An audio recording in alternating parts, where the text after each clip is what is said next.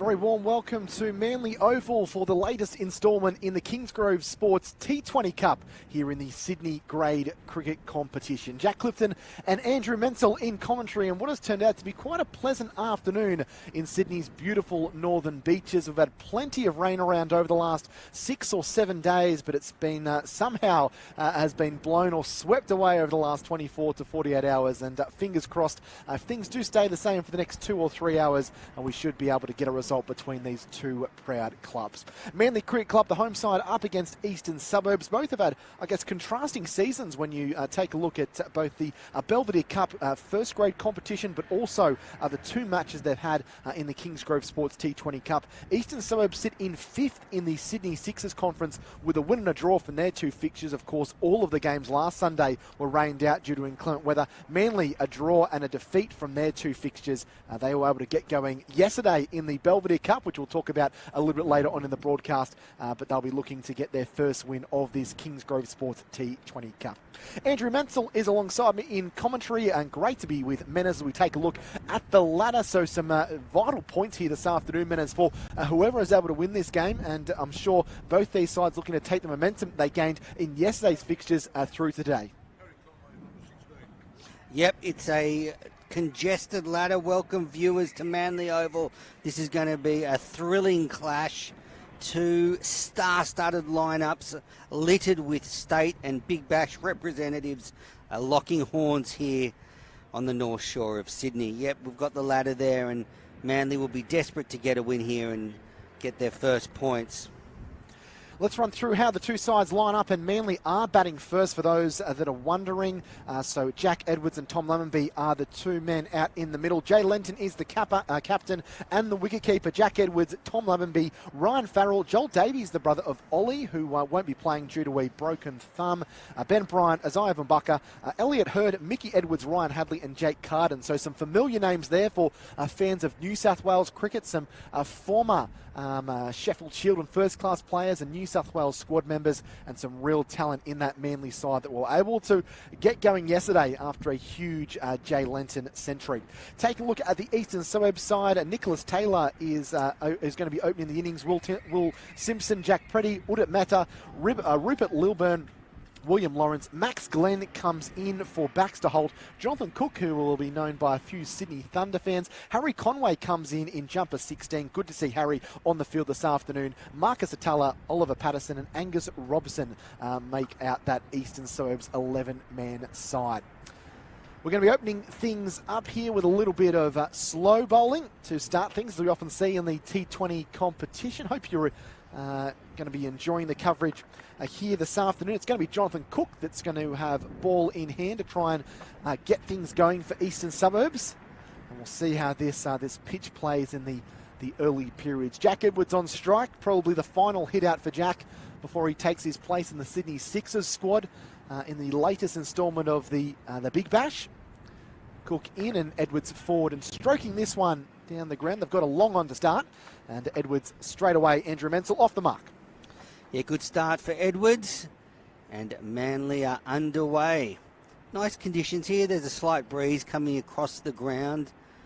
There seems to be a feeling among some of the locals that it'll be harder to bat in the second half of the game, so good toss to win and bat first. Here's Taylor. Forward and knocking it down the ground there is Lemmonby, who played a hand yesterday, probably more of a supporting hand in the fact that Jay Lenton smashed 120, but Tom scored 45 from 24 himself in that bonus point win. As I wouldn't say a stumping chance, but smart and quick work there by Max Glenn, whipping the bails off as Lemmonby played and missed outside the off stump. Yeah, just I wonder if Lemmonby's back foot just came up for a fraction of a second. He's trying to knock that one onto the leg side. So the pace and guile and a spin of John A. Cook causing a few little teething problems for Lemmonby in these first few deliveries. Thrown up plenty of air, knocked out to that point region. These two are battling, or when I say these two are referring to Jono Cook and Jack Edwards, will probably have a nice little battle themselves when the Thunder and Sixers lock horns in that BBL season. It's going to be on KO Sports this summer. And then driving uppishly, got a fair chunk of it, and kept it away from those outfielders to collect a single. But a very tidy first over there from John O'Cook. You like to get your overs in and out, and only a couple being scored from it is a good start for him. None for two after one Manly. I couldn't work out what was different about John O'Cook, but he's had a haircut. He used to have a big mop on the old head last summer, but he's gone the old close shave. Lockdown must have got to him, you reckon? Absolutely. He's looking very svelte. Good start for him, just conceding 2 runs in that over, and you're right, it's an important innings for Jack Edwards in preparation for the Sydney Sixers playing their first game at the SCG next Sunday night. So, very soon we'll be into the Big Bash, and these domestic Kingsgrove Sports T20 Cup competitions are so important for getting in form and getting some T20 cricket under your belt. Especially having lost a game last week, so those opportunities for sides to get ahead and try and fight themselves into those playoff positions, for lack of a better term, have certainly been minimised. So an opportunity here for both these sides. You wouldn't write Manly off if they didn't win today, but it would certainly be a pretty tough going for them over the next couple of games to make it through. Here's Harry Conway, headband and all in peace, fresh from that performance for the New South Wales Blues against Victoria in the Sheffield Shield. How did he bowl, Jack? You were commentating on that game. How are they coming out for Conway? Yeah, I thought he was pretty consistent. I thought he bowled without luck, especially in the first innings against Victoria. He had Travis Dean, who went on to get a big century, dropped it at slip on 40-odd. So Conway's going to come around the wicket and a little inside edge and bobbles out onto the offside for the left-hander. He's been a regular fixture for Adelaide Strikers, Harry Conway, so this is an important little match for him as well to get some T20 action in. Yeah, absolutely. Just a bit of a delay while the non-striker Jack Edwards changes bats. You can normally tell the first-class players, can't you, when they've got 3 or 4 wheelers that can get carried out. Conway in, this ball uppishly worked down the ground. He's been able to find the gap there, Lammonby, and they'll come back for 2. It's a pretty quick outfield considering all the rain that we've had, but speaking to Andrew Fraser, the club president of Manly, said it's probably one of the better draining grounds in Sydney, and you certainly saw it from that shot. Yeah, and he was also the one that was saying that it might be harder to bat in the second innings as the pitch slows up, but it looks like a tough ground to defend if you're a bowling outfit. Some short boundaries and little pockets, so tough for bowlers. Conway to Lammonby, who's got a little tickle on that, and despite the glove of Glenn, that's going to roll down the hill and go to the rope for 4. It's going to go down as 5 wides. So a costly little mistake there from Harry Conway, and absolute gold for the Manly side. Yeah, loose delivery from Conway and a bit of a freebie there. None for 9 now in the second over. So 5 sundries compared to just the 4 runs that have come from the bat. Pitched up and ricochets off the thigh guard. And they scurry through for a single. Welcome to everybody tuning in on KO Sports or in the New South Wales Premier Cricket Match Centre.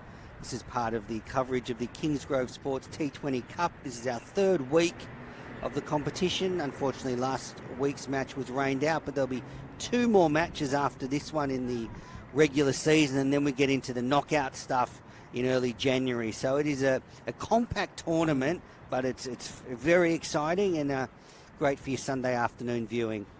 Conway back over the wicket now to Jack Edwards, who's shouldering arms. A bit of a watchful start. Just the second ball he's faced. The Sydney Sixers all-rounder, New South Wales Blues all-rounder. Might see a little bit of his medium pace later this afternoon. Yeah, 5 matches in the group stage and then the knockout stuff. The grade competition restructured due to the COVID interruptions. Conway in and driven beautifully, square of the wicket. He'll just pick up the single there, Edwards. Some good fielding, square of the wicket by Eastern Suburbs. Keep it to just the single. They're only playing limited overs cricket in the first grade competition until next year, so they're playing 50 over cricket on Saturday, and we saw some action for both of these clubs yesterday, both getting wins. Yeah, Jay Lenton was the star for Manly. Scored 120 not out from 86 balls, which included 7 sixes. And that bonus point win for Manly. Nudged off the hip and it dribbles through the vacant square leg region for a single. So a pretty good over there, as it turns out, for the Manly-Warringah club. 9 coming from it. Jack Edwards is on 2. Tom Lavenby has moved himself along to 4. None for 12 after 2 overs, Manly. That's after they won the toss and elected to bat first. 4 overs remaining in the power play. I wonder if Edwards or Lavenby will start to take on the Eastern Suburbs bowlers. There's been a change of bowling at the Soldiers Memorial Hall end. John O'Cook's been taken out of the attack. And they're going to bring in the medium pacer, number 5. Haven't seemed to got that in our sheet, which is always great as a commentator. Well, as we've known, the numbers are sort of, they're fluid. Back and pull. He's didn't get it right out of the middle, did Lavenby, but he'll still be able to pick up 2. Well, no, he won't. They'll just have to settle for the single. It's Lilburn with the ball. Rupert Lilburn. We were told to be wearing 92, but he's wearing 5. That brings Edwards back onto strike, the right-hander, and it's quite a short boundary straight for the right-hander, facing up from this end. And they're also sort of short on the offside. So a lot of boundary options for Edwards. Which one will he aim for? Lilburn in short. This ball slapped in the air, going straight down the throat of Mehta, who takes a good catch just right off the grass clippings here at Manly Oval. And that is an important breakthrough early on for the visitors. Eastern Suburbs, they see the back of Jack Edwards, who probably barely had time to digest his lunch. He's only faced about 3 or 4 balls. He's gone for 2, and not the start that Manly wanted. They're 1 for 13. No, and I was just sort of discussing where the short areas of the boundary were. Well, that is one of the longest parts of the boundary. It's very long square, and he's picked out the fielder. And you have to say, Jack, not a great shot. There was only one fielder out there, and he's hit it straight down his throat. Especially this early on in the innings as well. Udit Mehta taking a really good catch. I thought for a moment he misjudged it and let it fall on him a little bit too much, but he did enough to get his fingers under it, and I guess you'd probably say it's quite a well-judged catch in the end. But Jack Edwards gone for 2, 1 for 13.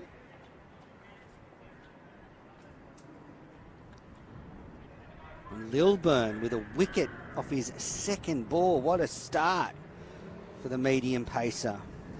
Doesn't get any easier for the visitors though, because Jay Lenton's come out, and after yesterday's day for him with 120, 86 balls, 7 sixes, they won't be getting too confident. This ball's hit up in the air. This is going to be out as well. 2 and 2 balls for Eastern Suburbs, and the boys from Coogee are up and about, and they've got Manly on the ropes early on. 2 for 13. Lavenby follows Jack Edwards through the gates here at Manly Oval. No more than 60 seconds after he departed, he's gone for 5, and Manly are 2 for 13. Well, that was an ugly swipe across the line by Lavenby, and the ball just went straight up in the air. And Rupert Lilburn with 2 in 2. Manly on the ropes here. Yeah, disappointing shot there. He's just tried to swipe across the line there, and maybe the ball after a wicket, you just want to nudge that in and try and get a single, but he's gone.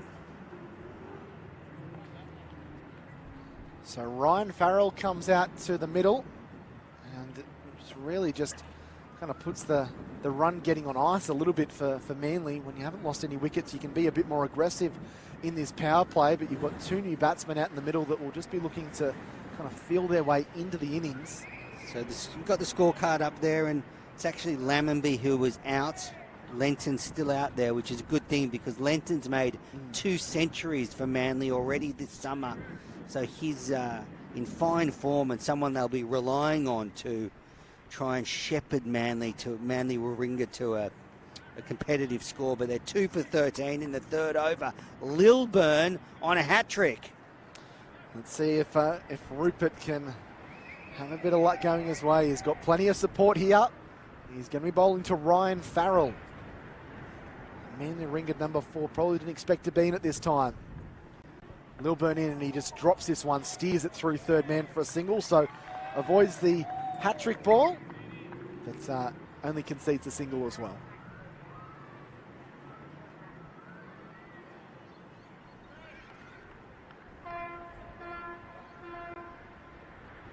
So it will be Jay Lenton to be on strike now. The skipper of this Manly side, a long-time New South Wales Blues squad member, been with the Sydney Thunder and the BBL as well. Faces up to Lilburn, he's back and looking to just drop that one on the offside, but he goes straight to the man at backward point, and a dot ball there for Eastern Suburbs. A very good first over here for Lilburn. He's got 2 for 2. 2 for 1, pardon me, with 1 ball remaining in this first over. His first over.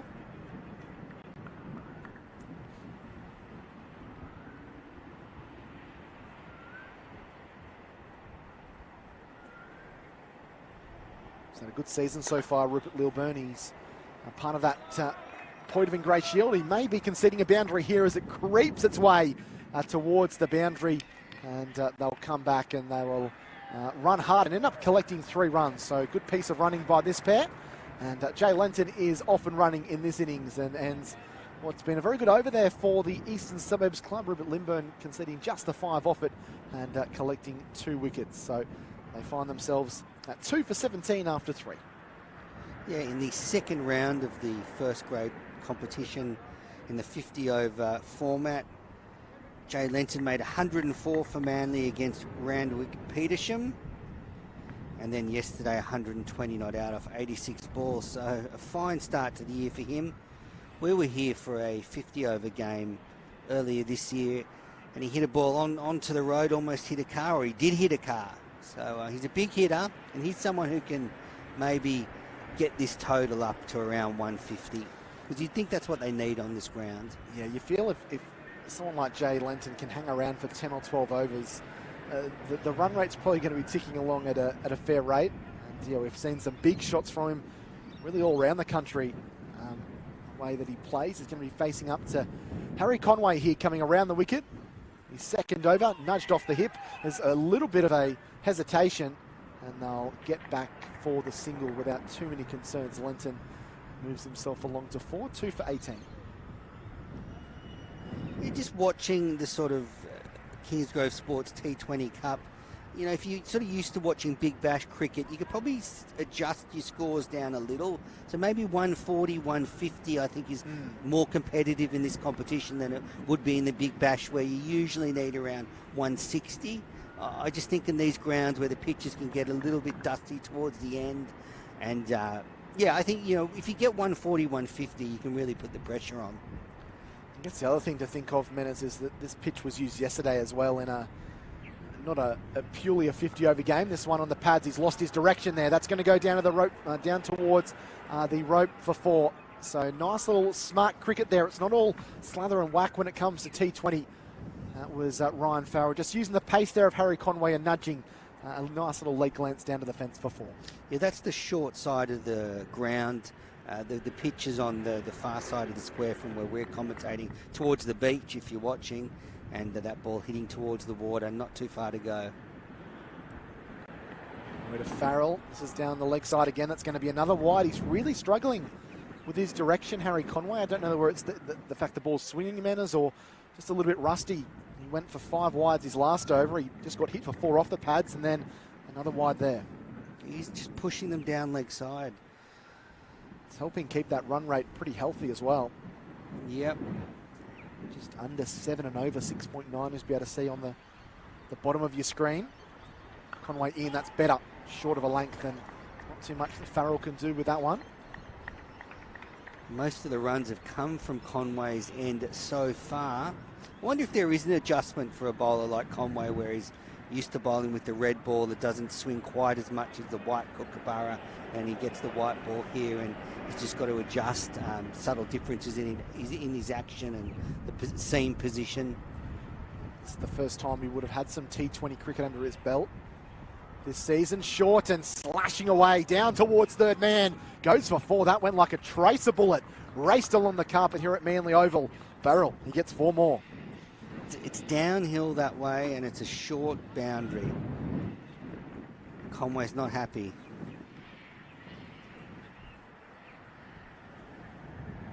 Flew off the outside edge. It's a tough ground to defend. I wouldn't want to be a bowler here.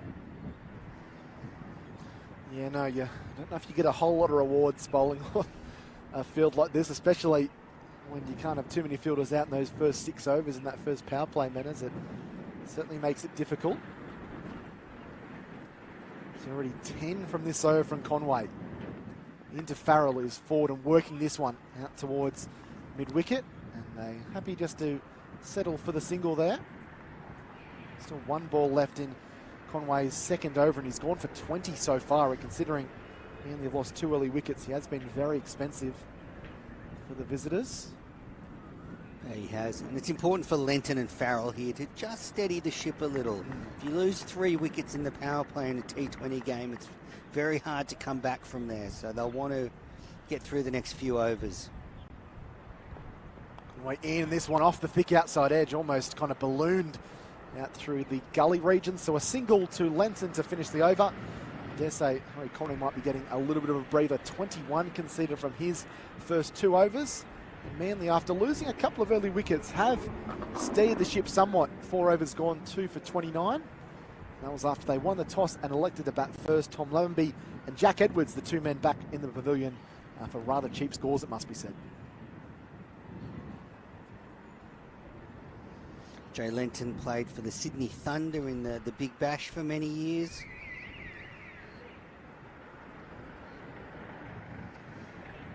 As I was saying before, the Big Bash starts this week. Unbelievable. Next Sunday, Sydney Sixers getting their campaign underway, looking for a 3rd title. Lenton defends, no run. Lilburn continues after taking 2 wickets in his first over. Outstanding figures of 2 for 5. Yeah, he's been good. Plays in the Point of Ingrace Shield sides, the under-21s competition that is played Sydney-wide in conjunction with the other matches. Played on Sundays as well, so... Short and slammed down the ground. There was a run-out chance. There's a bit of a fumble. In fact, they won't be able to get a second because Ryan Farrell had run so far past the popping crease at the striker's end that he wasn't able to turn around and double up. But it's Manly trying to put a bit of pressure back onto the fielding side now. It's that finding that mix between, yes, settling in and finding a bit of a groove and making a recovery, but also not going into the shell, making sure that you're scoring at least a single off every ball and keeping that strike rotating. Put away the bad balls if the opposition puts one in that swinging arc. Still, Udit Mehta is the man at deep mid-wicket. There's the man at deep third man. So they are the 2 fielders out, one on the on, one on the offside. Farrell works to mid-wicket, but doesn't get the direction of the shot that he would have liked.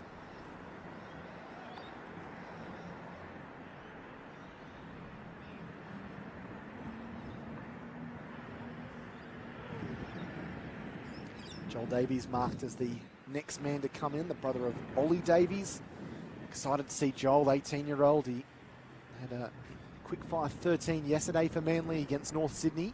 Short and wide, and it will be called a wide. So the issues with the wide balls in the Sundries continue to haunt Eastern Suburbs here this afternoon. That's the 7th of the innings, albeit 5 of those come off 1 delivery.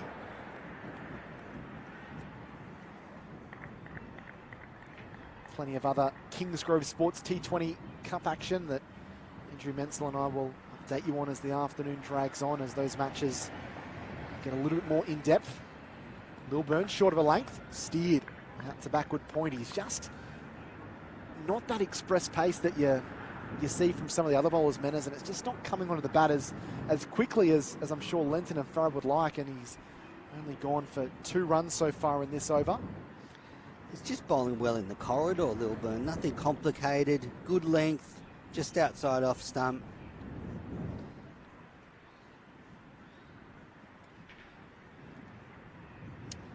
Went in short, this one slammed, but Mehta will clean up out in the deep and hits it fairly well. They can only take the single, 1 ball left in this over, 2 for 32 now for Manly.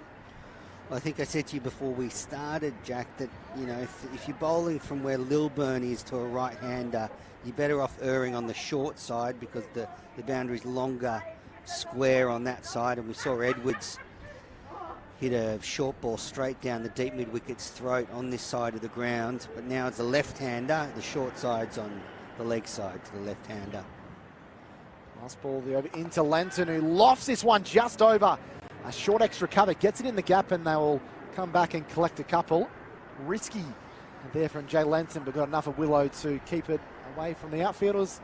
So pretty quiet over again.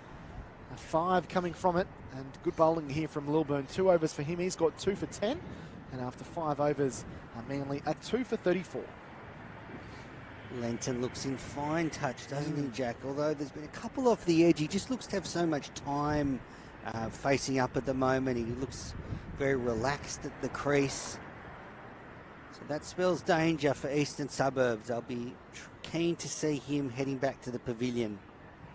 And the longer someone like him stays in, the more damage that can be done. And as you mentioned, there is the boundaries are short down the ground, and one side of the ground is quite short square. Jono Cook's been swung around. He's going to take over from where Harry Conway was bowling, which is the Sydney Road end.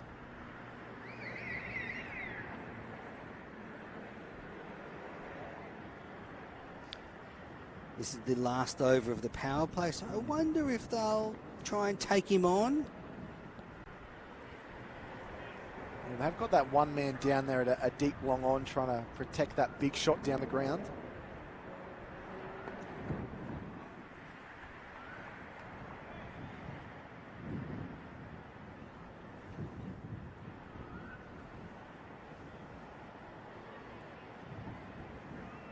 And a couple of kind of edges that have been squeezed off the bat. The ball probably not coming off as true as some of the batters would have liked. 50 over game yesterday that didn't get close to the allotted 100 overs, but still a fair few overs played on this pitch.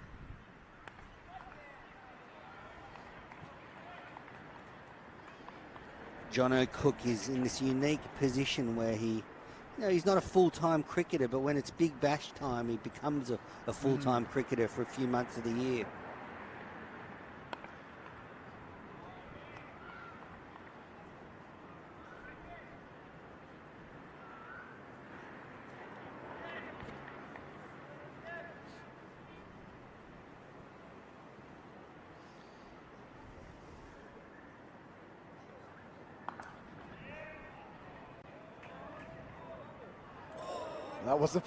That wasn't far from the car, was it?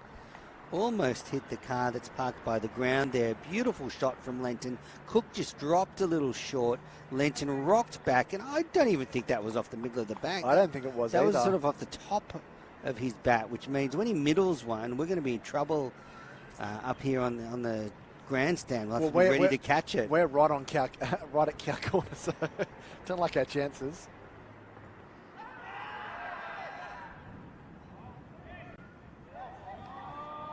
Now we're seeing overthrows. That's sloppy from Eastern Suburbs. Yeah, the ball after was pitched up a little bit quicker from Cook, and Lenton's tried to swing across the line and missed it.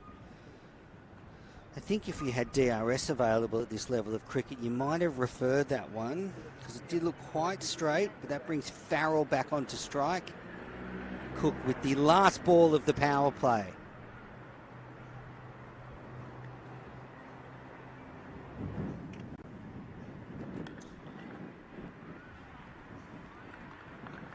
And that's it. 6 overs gone. Manly 2 for 43.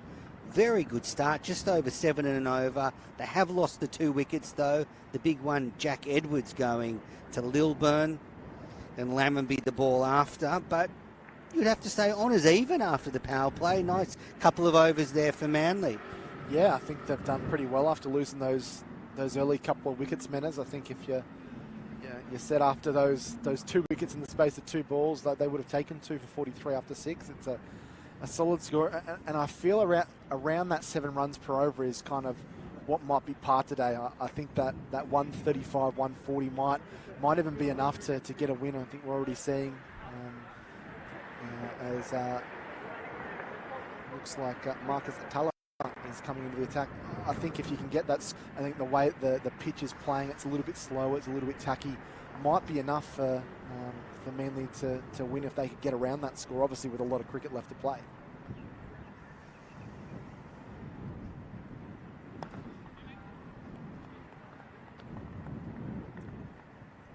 I think we're in for an exciting afternoon's cricket. 2 prestigious clubs battling it out. They're both in good form in the Belvedere Cup. They're neck on the ladder. Eastern Suburbs are in 5th position, Manly 6th position, so they're evenly matched lineups, both in pretty good form.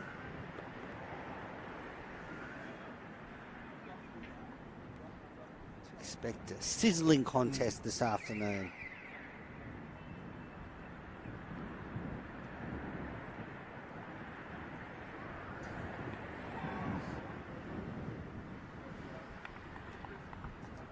Lenton's ready to go.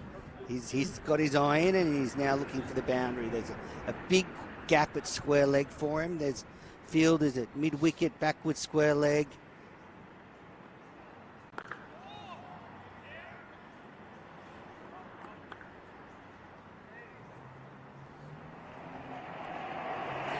A very valuable all-rounder, Marcus Tuller for Eastern Suburbs. He had 34 off 32 yesterday for East, opening the innings. He can bowl. He's a solid fielder in the outfield, so he's a key little component of this Eastern Suburbs side.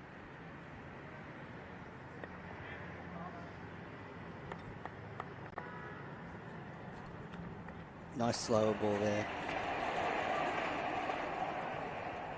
Just rolling his fingers down the ball.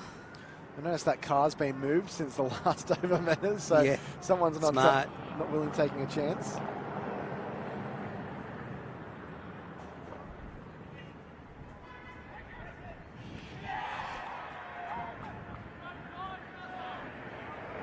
Well, some handy fielding in the outfield there. The ball was thrown into the non-strikers and it hit direct, but they came back for 2. The ball just coming off the front of Lenton's bat, probably the top edge, but fell safely in between all the Eastern Suburbs fielders. When you're in good form, luck tends to drop your way. Oh, that was a crafty delivery from Atala, a little bit quicker. Almost got through Lenton's defence. There's a bit going on between the bowler and batter. Good contest. Still a bit going on. I wonder what they're talking about. Atala strides away. Yeah, it's a nice little battle. He's not middling it.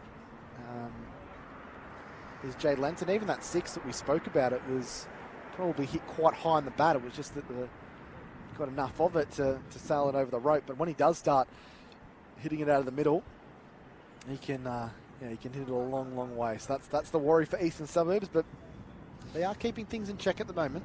So they're going at exactly 7 runs per over. Lenton is 18 not out off 15 balls. Farrell 15 off 12. The Eastern Suburbs skipper into the attack.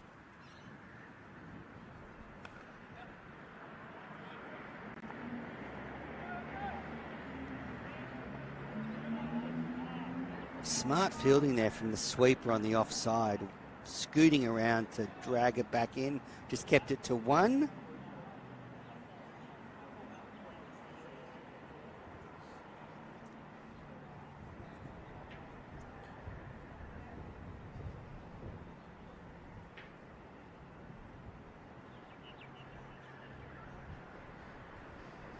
Preddy from the Sydney Road end. Drops short and Farrell's back pulling. Straight to the man in the deep. He gets one more. That's the 50. Yeah, no surprise that this is the third slow bowler we've seen. Those slower deliveries not coming onto the bat, making the batsman work to really force the ball into those areas. Lenton's back, pulling to the man in the deep, and he's out. He's found Mehta. And he's gone for 19. Caught a deep mid-wicket off the bowling of Preddy. Manly now 3 for 51 in the 8th over. Yeah, that's a really good catch by Udit Mehta. He took a great catch to dismiss Jack Edwards for the first wicket, but I think that's better. I didn't think he was going to catch that one. He certainly made good ground to get there, but then I thought even tumbling to the ground, that shoulders and elbows hitting the ground might have jolted it free, but it wasn't. He held on to it, and safe as houses out there, Udit Mehta, and that's a big breakthrough. He wasn't timing the ball as well as he would have liked, Jay Lenton, but he'll be disappointed to have departed now, and Eastern Suburbs just keep chipping away. They've got 3 wickets now, and they're putting themselves into quite a strong position. Very much so, and the ball probably not quite short enough for that shot from Lenton, and all he could do was find the man in the deep. That's the long part of the boundary, and Preddy gets a wicket in his first over. He has the figures now 1 for 2 after 3 balls, so Edwards gone for 2 off the bowling of Rupert Lilburn. Tom Lammonby out for 5. That was the very next ball off Lilburn's bowling. And then the man just gone, Jay Lenton for 19. Caught Udit Mehta, bowled Jack Preddy. So Manly 3 for 51 in the 8th over. Bryant and Mickey Edwards, the next 2 batters due in. Preddy to continue from the Sydney Road end. Davies on strike. Defends.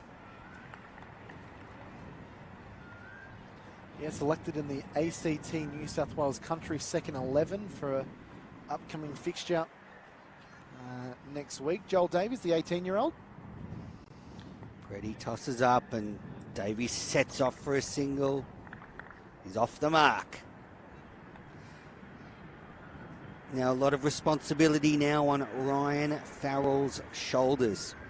He's looked good. He's got to 16 off just 13 deliveries, but he needs to go on and make this into a sizable contribution. Preddy tosses up and Farrell squeezes it out, almost yorked himself. The end of a successful over for Eastern Suburbs. They dismiss the star Manly batsman Jay Lenton. Smashed them yesterday, 120 not out. Couldn't repeat it today. Did hit one massive 6, almost cleaned up a car that was parked by the ground. Lovely scene here at Manly Oval, Jack. There's quite a few fans in, a couple of hundred locals.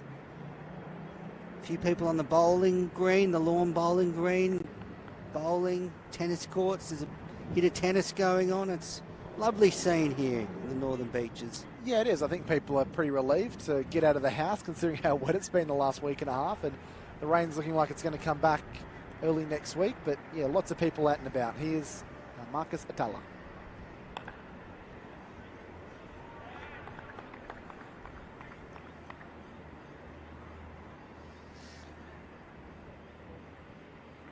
Around the wicket to the left-hander. Davies is back and pushing into the offside and scoots off for a single. And they're coming back for 2. Good running. Mehta was a little bit slow to get to that one. And they were quick to turn that 1 into 2. And that's the key now, isn't it, man? Is the good running between the wickets now that fielders are out in the deep after the power play. Good delivery, beats the outside edge. Just playing down the wrong line there. Crafty bowler, Atala.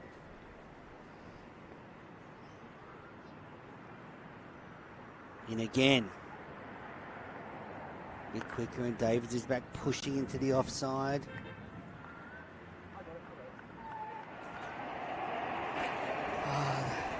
Both the Davies brothers play with such flair, don't they, Jack?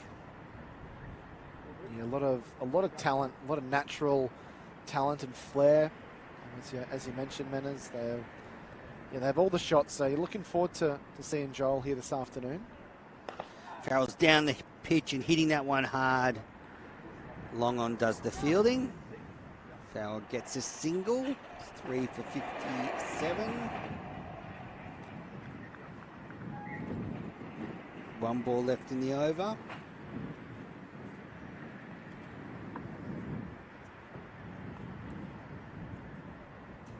Davies is using his feet, and there's a fielder there who's taken the catch.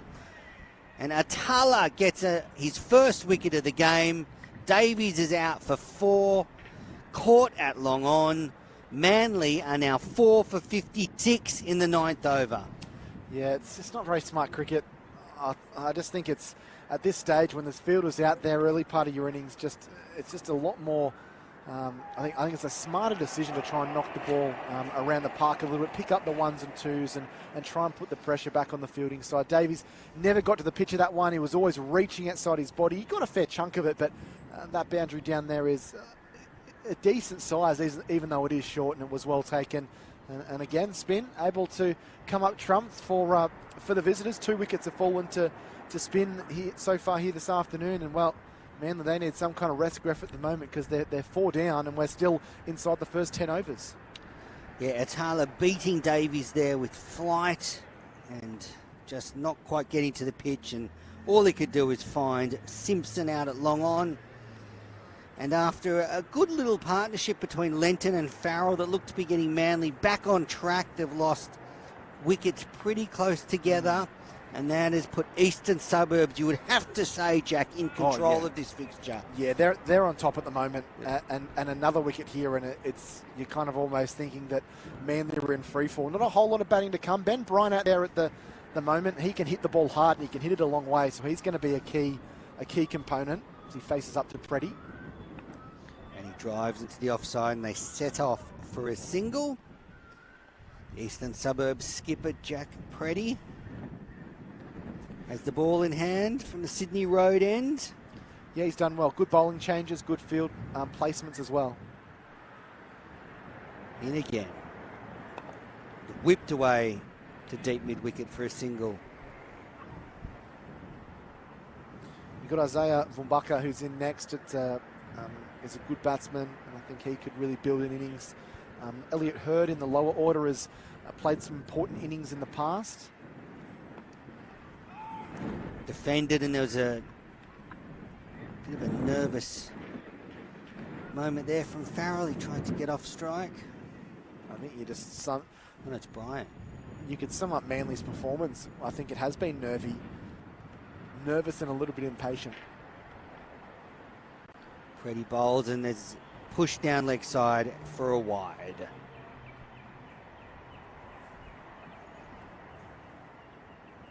Four for 59. Pretty tosses up. Good delivery, and Farrell hits it into the offside. No run. Yeah, just not a whole lot here for the batsman at the moment. Pretty in again, and ooh. Farrell was right back on his crease, and we'll just wait for the umpire's signal here. Did it catch the pad? It did. Leg byes.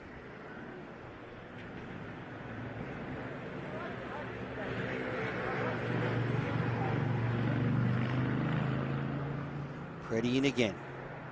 Rolls it out, and a good length ball. He's found his spot, that's for sure. Right up in the block hole. And the end of 10 overs in this Kingsgrove Sports T20 Cup match, coming to you from Manly Oval. Manly hosting Eastern Suburbs. It's 4 for 61.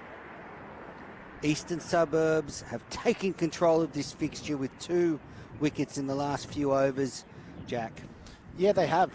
I think if you had said to Eastern Suburbs that you would have Manly 4 for 61 after losing the toss and being forced to field, then they would have taken that, and they've bowled really good line and lengths. Been really impressed with the performance as Marcus Atala continues, and this one is eased down the ground. Gets it through the infielders Ryan Farrell for a single. Just got to try and push the ball around the park a little bit. And I'm pretty sure the scoreboard and the score you're seeing has got the batters around the wrong way. Bryant's on strike now because he is number 1. That's right, but that. Oh, and he's almost lost his bat. Maybe there is a bit of nerves out there for the Manly batters. Almost caught it back in his follow-through as well as hitting the ball onto the offside, Benny Bryant. Faces up here to Atala. Plenty of air. He lofts this one down the ground. That might go all the way. It does. Magnificent shot by Ben Bryant. Used the feet marvellously well. Got to the pitch of the ball and lifted that one nicely over mid-wicket for 6. A beautiful shot. Atala's been hard to hit, but Bryant got to it on the pitch. That was the key thing there. Unlike Davies last over, who tried to hit him for 6 over long on. Push him off his line and length by using the feet. Taylor in. Bryant's going to go again. This one might just go all the way. He's got enough of it, and it's almost a great one-handed catch on the hill. Back-to-back 6s by Ben Bryant. Didn't seem to have got all of that at one stage, but still sailed over the picket fence here at Manly Oval, and now Manly starting to flex their muscles a little bit, Andrew Mansell. Yes, that was gutsy bowling from the off-spinner. He threw it up again. Will he do it 3rd time in a row? No, he fires it in, and Bryant just taps it away for a single. He was not getting hit for 3 6s in a row, that's for sure. That was a medium pacer. Yeah, can't blame him for that. There's already been 14 taken off this over, which has got that run rate almost up to 7 and over, which I think is a pretty healthy run rate with how this pitch is playing. This one driven firmly, lovely on drive by Farrell. So 15 from the over from Atala. He's got 3 overs next to his name, 1 for 25. Things looking a little bit more comfortable here for Manly after that latest over. They're 4 for 76. Farrell 20. Bryant's on 14. Yeah, really important over there. 14 runs coming off it, and just as Manly was starting to lag behind, they batted very well. So 15 coming off that over. So an excellent over.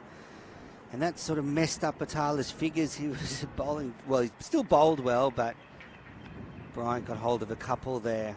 And is he the man? He's 14 off 5 deliveries. Is he the one to take the long handle to the Eastern Suburbs bowlers, and maybe Farrell just drops anchor? Pretty in, and it's pushed in the air, and a diving effort.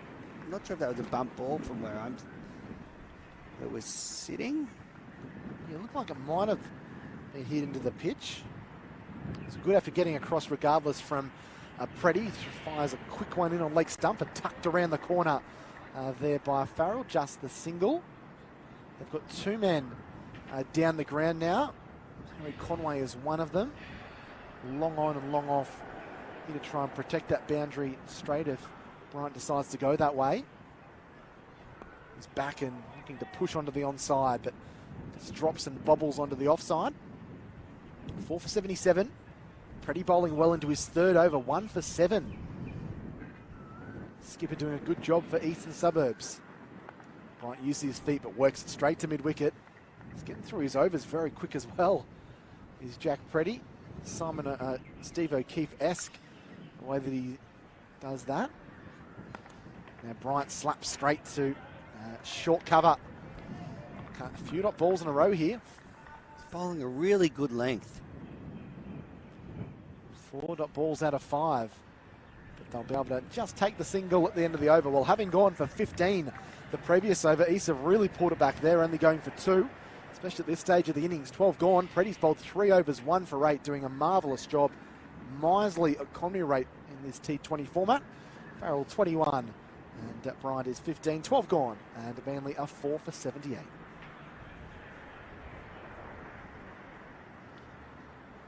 I like the way Preddy bowls. Good pace for T20 cricket. He zips the ball in, and it's hard for the batters to really come at him or the kind of pin to the crease when facing him. So Atala's going to be given the ball again. So this will be his 4th and final over. This ball hits the thigh of Bryant there. He's looking to work it onto the leg side.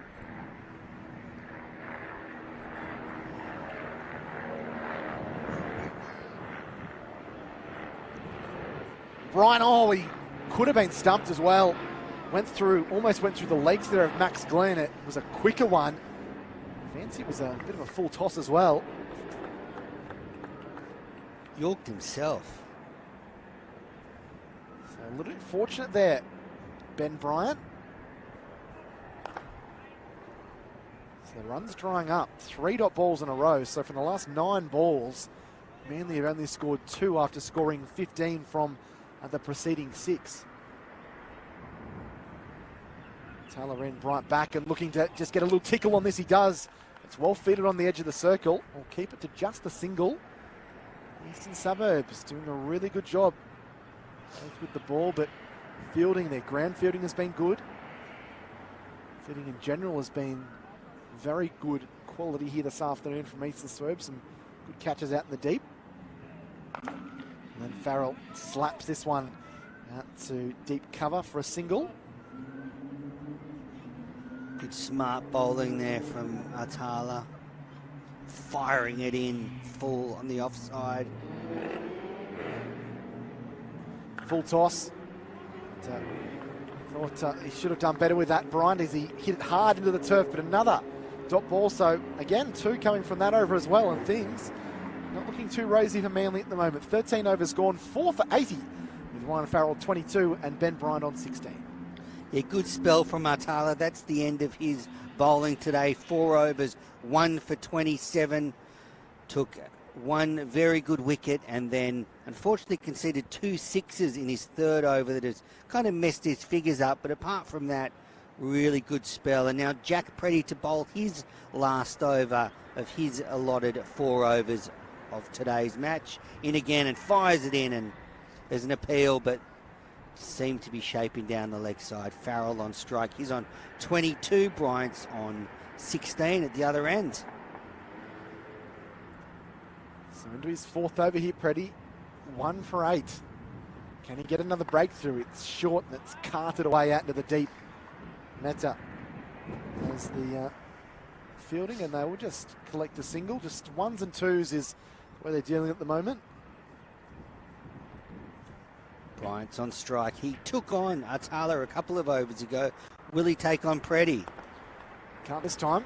He works it down the ground for the singlets. I guess that's all that Manly can do at the moment. You do wonder, and is when they are going to launch, do they take the last 6 overs and the last 5? Do they just take it as it comes? But at the moment, they would get around that 130 mark, you'd feel, which isn't out of reach at the moment, but 6 overs after this one to get 50 around that 8 runs and over mark.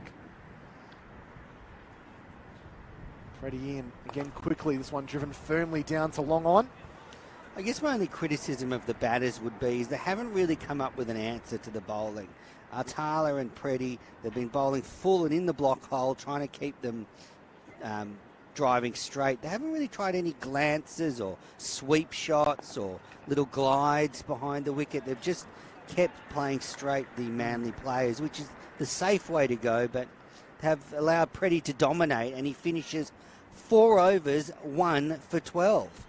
Yeah, fantastic figures by the captain. And you throw in the fact that Atala's 4 only went for 27. You've gone through 8 overs and conceded just 39 runs and picked up 2 wickets as well. So less than 5 runs per over.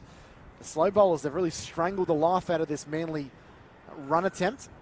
84 on the board with 14 overs gone. And you see of the 6 overs left, you've got Cook with 2, Conway with 2, and Lilburn with 2. Do you think will those 3 share it, or they're making a change? Lilburn it is. It is Lilburn. He was very impressive in his first 2 overs, wasn't he? Picking up 2 wickets and 2 balls of Jack Edwards and Tom Lammonby. And I don't know if he's going to be done with yet. 4 for 84. What do Manly-Warringah have up their sleeves? We're going to see some big shots in these last 6 overs. Clip one away. Gets it quite fine. It's a decent chase for Conway, and they'll double up. And pick up 2. Bryant picks up a couple. So to answer your question, Jack, I think Bryant's the man taking on the bowling.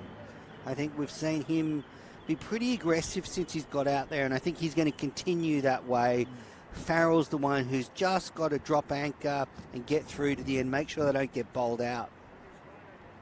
4 for 86. Lilburn charging in. It's a bouncer. He came down the track. They're going to call a wide for this. Yes, they are. Good position there by Brian as he tried to use his feet a little bit there. Menace trying to alter that length, which is what you're talking about in the last over. So smarter cricket there from the Manly boys. Yeah, smart cricket. Slower ball bouncer from Lilburn. That's the tactic, bowling to the long part of the ground.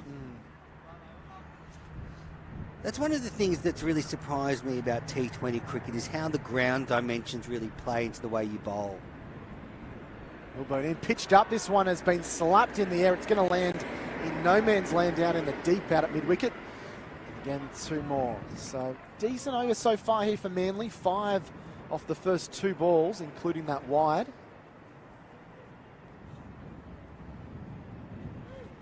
Could this be their chance to have one of those big overs? He picked 15 up off an over 3 overs ago, but that probably feels like a while ago for this Manly side. Lilburn in short, slap square the wicket. That one is going to go 1 bounce, crashes into the fence for 4 the runs. Starting to come now for the home side, and it's coming off the willow of Ben Bryan. He races to 26. It's now 4 for 93. Beautiful shot there from Bryant, just rocking back and hitting it flat and hard. That's 4 more. Not much Lilburn can do about that one. It's a big boundary on the onside. He was taking it from outside off stump as well. What's the follow-up ball going to be?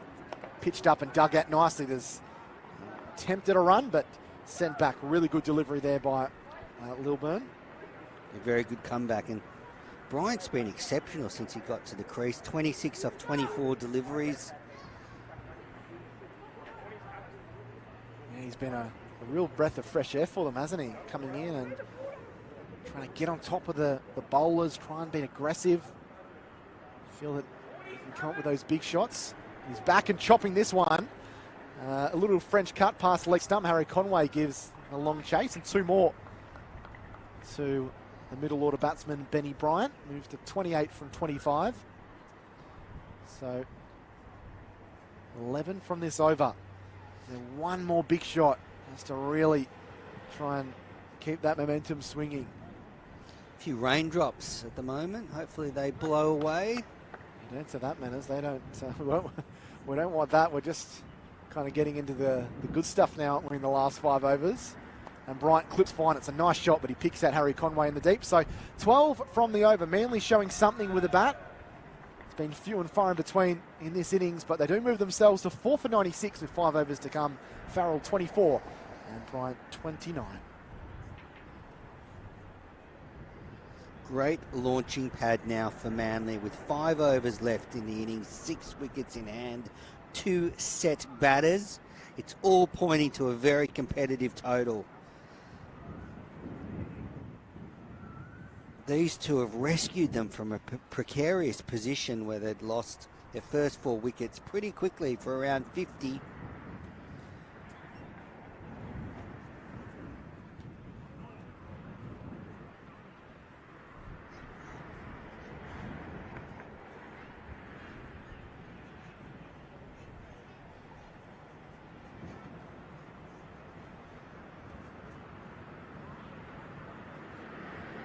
Gurinder Sandhu's taken a hat-trick in the Marsh Cup. One of the greatest comebacks in cricket history, Sandhu, playing for Queensland. Plied his trade in New South Wales Premier Cricket for many years.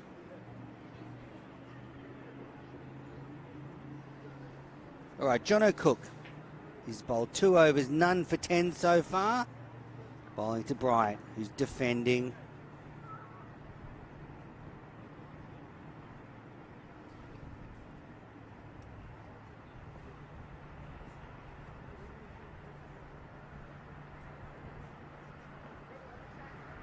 Cook again, quicker ball, and just slapped at that one, and Point does some smart fielding and keeps it to 1. Just doesn't give you that width does he, John O'Cook, to get the ball away. Doesn't really give you anything. We've seen how miserly he can be in the Big Bash, and you know, these Manly batters have really struggled to really take him apart. Again, pitched up, and Farrell can't get underneath that one. Right in the block hole. John O'Cook, ponytail free. Bowls again, and again, showing all his class there. Farrell, all he can do is just slap down on it, and it goes to deep cover for a single. 4 for 98 now, Manly, approaching the century mark. 2 balls left in the 16th over. Here's Cook. Skips in. And that's squirted away square on the onside by Bryant, and they get 1 run. He's on 31. 4 for 99. And it's just going to be interesting to see how this pitch plays. It does look like it's slowing up, so 120 or 125 might even be enough here. It's hard to judge just on this batting performance by Manly alone. Cook in again, and an ungainly slash at that one by Farrell, and the end of 16 overs at 4 for 99. I have to say, the 3 spinners have been exceptional for Eastern Suburbs. Preddy, Atala and Cook. They have been really tough to get away all afternoon. Yeah, they have, and I think that's a combination of the good line and lengths they've bowled, Menas, but also just the pace coming off the pitch. It's up to the batters to make their own pace off the bat, and it's been hard. It's been hard to knock it around. Good field placements, good, nice little changes of pace. You can see there, no one's really, apart from Bryant and Lenton, they're the only ones that have scored over that 100 strike rate. It just hasn't come together for them. The crowd's getting into it here at Manly Oval. They're loving it. Some Kingsgrove Sports T20 Cup action. It's going to be about 2,000 or 3,000 hours, worth of cricket televised this summer. This is just part of it. That's my summer sorted, Jack. Yeah, that's right. Lilburn in. And Bryant's down the track and plays and miss. Glenn does the keeping.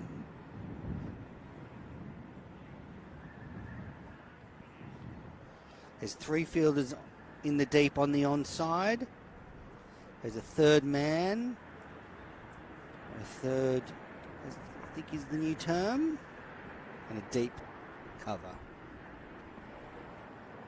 That's pushed down leg side, and that's a wide. Lilburn just lost his line there. That's the 100 for Manly. 4 for 100 in the 17th over. Farrell is 25 not out. Bryant 31 not out. 23 deliveries left in this Manly innings. What can they get to? Lilburn delivers. Short ball, and it's squirted behind square on the onside. The fielder's running around. Will he stop it? Yes, he does. And Farrell's coming back for a third. Good running. 4 for 103. Change of bats now. Farrell's exchanging willows. I wonder if he's got a slogging bat. Yeah, maybe that's what's coming out. Sometimes a batter might have a lighter bat for the end of the innings, just to swing through the ball a bit quicker.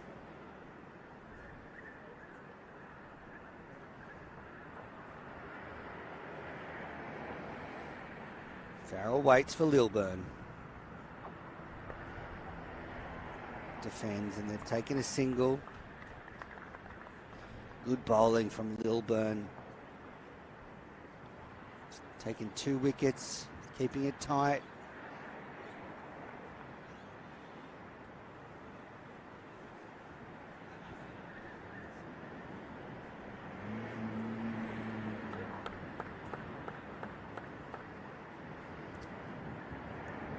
Ben Bryant's made a smart 34. Can he finish this innings off? He can. He smashed that for 6 on 0-4.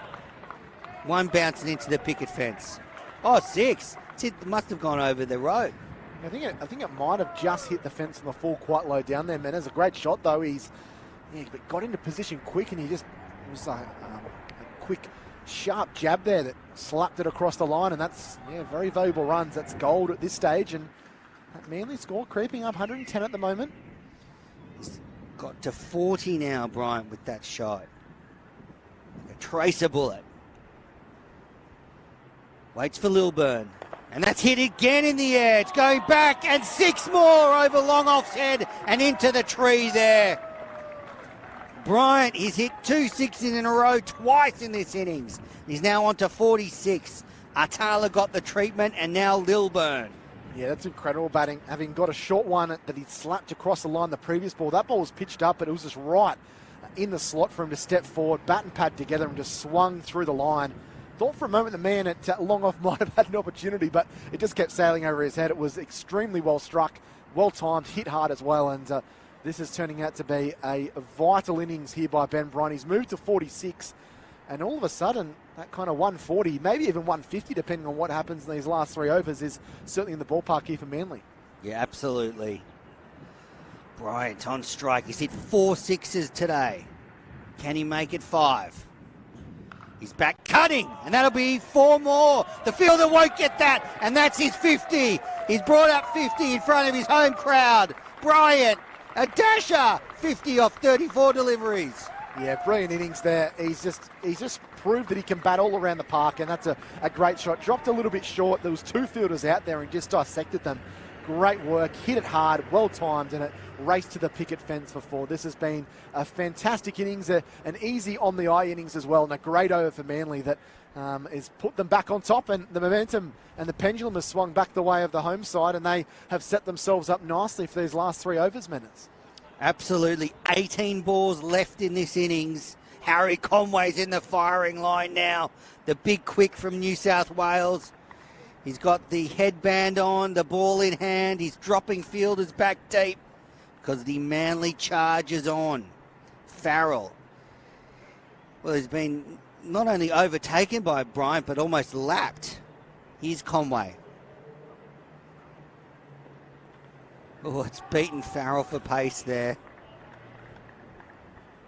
You got really tangled up there, end up kicking the ball away inadvertently by the end of that delivery stride. But yeah, I think Farrell, who's played an important anchor type innings, his job is just to give the strike to Bryant here. Just trying to get any kind of battle pad on it and get Ben Bryant on strike. Conway in again. Slap to cover, no run for Farrell. Disappointing, he needs to rotate the strike. Conway's into the contest as he always is.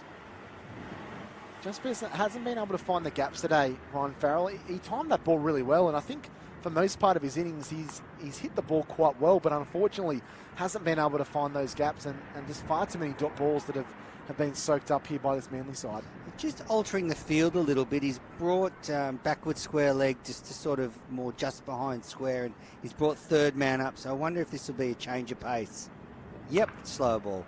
And hit over towards deep mid-wicket, who made a meal of that to begin with, but has taken a very smart catch. And that's the wicket. Farrell goes for 26. Conway with the slower ball gets the wicket. The fielder at deep mid-wicket there went back, then came forward just at the right time. And that's the 5th wicket down for Manly. They're 5 for 120. I hope the batters cross there, which will mean Ben Bryant's on strike. Yeah, I think they did cross, but Nostradamus here in the commentary position, talking us through what was going to happen there. He knew it was a slow ball. It's from his days at Mossman Cricket Club back in the heydays of the 80s and 90s. But yeah, well set up there by Harry Conway, showing his skill and his experience, and disappointing for Farrell, because I think he did hold this innings together, and he certainly deserves the applause that he gets making his way off. But they need some quick runs here now. Isaiah Vumbako has made his way out to the middle, and Ben Bryant, if he can, I wouldn't say milk the strike, but if he can have most of the strike in these last 2.5 overs, Manners, then they could get around that 140 mark. But I just feel 3 dot balls in a row, including a wicket, is just kind of pulled decent, so it's back to level. Yeah, terrific start to this over from Conway. But now he's up against the rampaging Benny Bryant, the destructive player from Manly. He's having a day out. Can it continue? Conway. That's just whipped to deep square leg. Couldn't do much with that one. He's adjusted his length since his first stint, Harry Conway. It's probably he was definitely too much leg side in that first spell, but was a little bit too full. He's pulled that length back a little bit. It's more of a short of a length delivery that he's firing in, so hard for the batters to get under it, and it's certainly not short enough for them to go back onto their stumps and play across the line. With Backer on strike.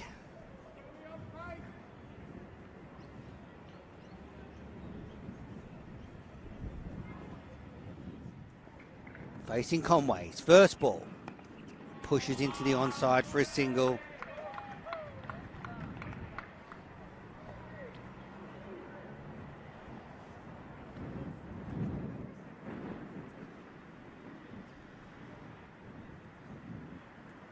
The Kingsgrove Sports T20 Cup is a great feeder into the Big Bash Club, so I'm sure performances like Bryant's today will be noticed by the franchises around the country. Here's Conway. Slower ball and defended by Bryant. And they're going for an overthrow, but surely this will be out if there was no one at the stumps. Sloppy there from Eastern Suburbs. No one had the stumps at the striker's end and just gave away a run, which has got Bryant onto strike for the first ball of the next over. So costly. So a wicket and 3 runs coming off the 18th over, 5 for 123, 12 deliveries left for Manly. If they can get, say, 20, 24 off them, that'll get them into the 140s and a very competitive total. Yeah, I think that's gonna be the target, isn't it? If they can come up with a couple of big shots in these last 12 balls, I think 140 gives you a bit of a psychological advantage, 7 and over. We've seen the pitch. It looks like it's slowing up a little bit. That was certainly the mail that we got when we came to the ground manners.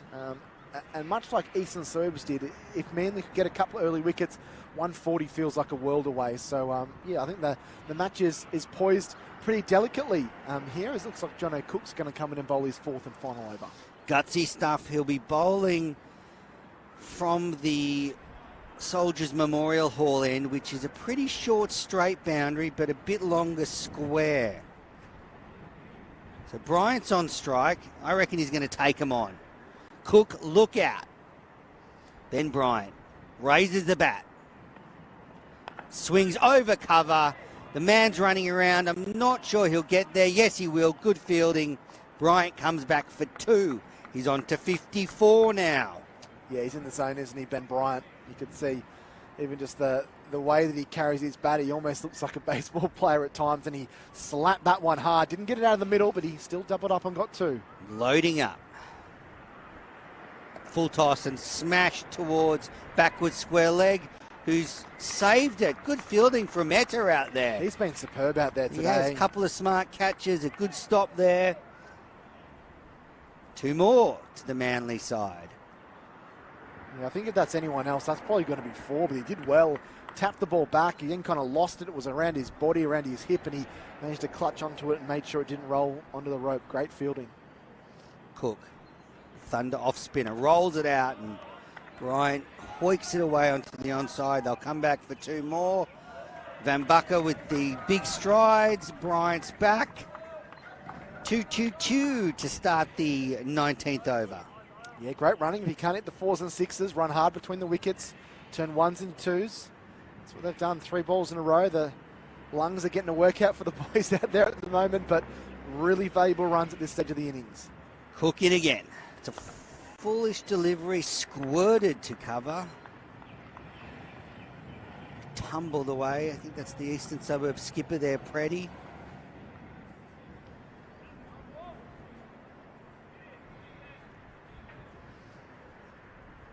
Slight adjustment to the field. Conway coming in short on the onside. Short mid-wicket.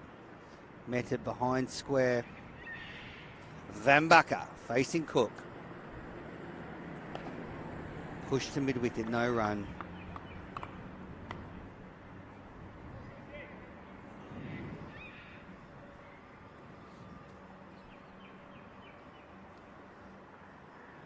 Swung across the line, the ball's got high, deep mid-wickets coming in, and he takes the catch.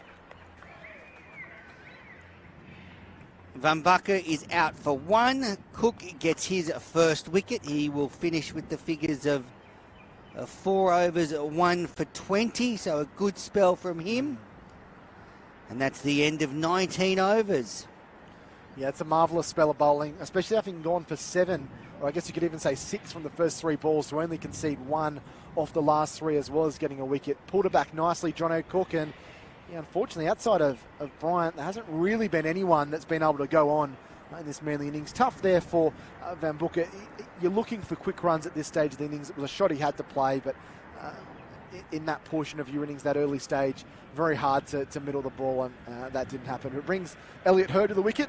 Here's a look at the scorecard. It's been all Ben Bryant, 59 from 40, ably supported by Lenton, 19 from 17, and Ryan Farrell dropping anchor, 26 from 32. But with an over to go, they aren't going to get to that 150 mark, but 140 I think would certainly be in their sights, and who knows, if they have a really big over, might be looking at 140 plus. Yeah, they need to get Bryant onto strike. Might have been prudent off that last ball to not cross, to stay at their ends when that ball went up. But it's Hurd on strike. Fine bowler. Can he get some wood onto this? Conway bowls, and he's hit the first ball very nicely, but straight to long on for a single. Came off the bat beautifully. That's brought the dashing Ben Bryant back onto strike. He's been bashing the ball all around the ground. Been some brutal stuff from Ben here. Regardless of what happens, it's one of those scores, Menners, where it's a middling total, 130. It's 6.5 and over as it stands. Sometimes those totals can be hard to chase down. Do you come out and be really aggressive? Do you try and knock the ball around, keep wickets in hand? I think the power play is going to be huge in this game, especially with the pitch slowing up, the ball getting a bit softer. So Manly, they might not be too displeased with this total so far. Conway around the wicket now. That's a slower ball. Bryant slapped it into deep mid-wicket. They're coming back for 2. Hurd's the dasher. He's safe at the non-striker's end. 2 more. 6 for 133. 4 balls left. Bryant is eyeing up the tennis courts that are over the boundary on the leg side.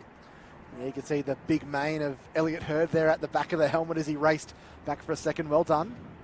Conway in, and that's a great delivery. There's not much you can do about that. He's appealing while fielding the ball.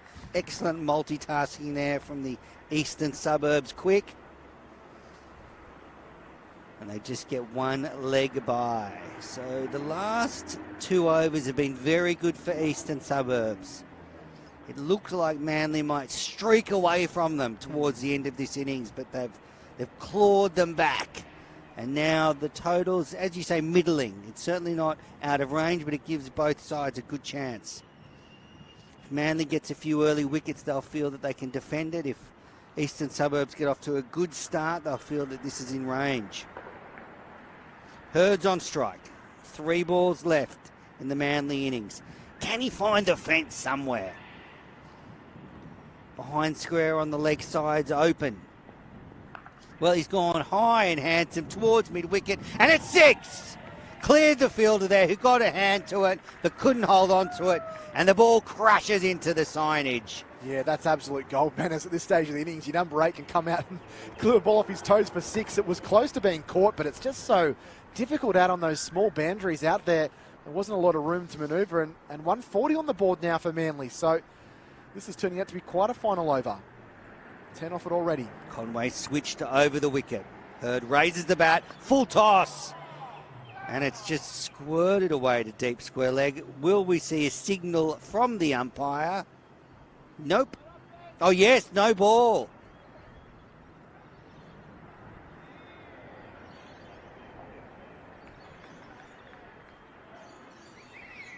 No ball above waist. But no free. Now we're getting the free hit signal. Well, don't go anywhere. Bryant's on strike with a free hit. Yeah, maybe the people walking through the thoroughfare of Manly Oval might want to just keep their eyes open, because this could be going anywhere. Conway back around the wicket. Slow ball, and it's swung away in the air to deep square leg for a single.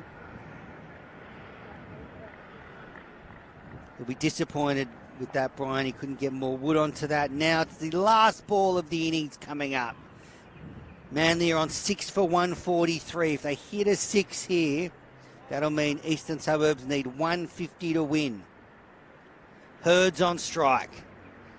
Harry Conway, the bowler. He's bowling around the wicket. Here we go. What can Hurd do? One ball left. Where will it go? Conway. Good change of pace. Beats the bat.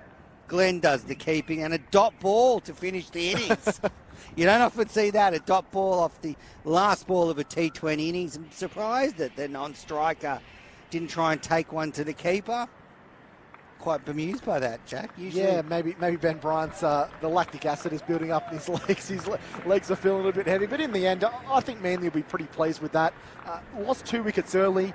Neither of Edwards or Lenton, they're two guns at the top of the order, are able to really get going and hit big scores. So I think 143 is a pretty competitive total. And as you mentioned at the top of the program, Manners, I think you need to adjust the Kingsgrove T20 Sports Cup compared to what we might see in the Big Bash or the IPL or international T20s. I think 143 is a very competitive total, and I think the Manly bowlers will feel confident of coming out and defending that. But I think also on the flip side, Eastern Suburbs will be pleased that don't find themselves chasing 170 or 180. They bowled well, they fielded very well, and they will have their tails up and a bit of momentum, thinking that they can chase this down. So it should be a fascinating run chase in around 10 or 15 minutes' time. Yeah, magnificent first 20 overs of this contest. Manly winning the toss and batting first. They made 6 for 143. Benjamin Bryant, the star with the bat, 62 not out of 43 deliveries, littered with sixes. Elliot Hurd, a nice little cameo at the end, 8 not out of 4 deliveries. Ryan Farrell, 26 off 32 deliveries. And Jay Lenton, 19 off 17 with useful contributions. Rupert Lilburn, 4 overs, 2 for 43. He bowled well, took 2 wickets and 2 balls. And then it was John O'Cook, the Sydney Thunder off-spinner, 4 overs, 1 for 20. And Harry Conway, the New South Wales right-arm quick, 4 overs, 1 for 36.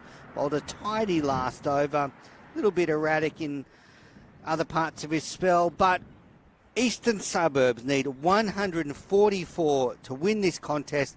We'll take a quick break and then we'll be back to resume when Eastern Suburbs are chasing down this target.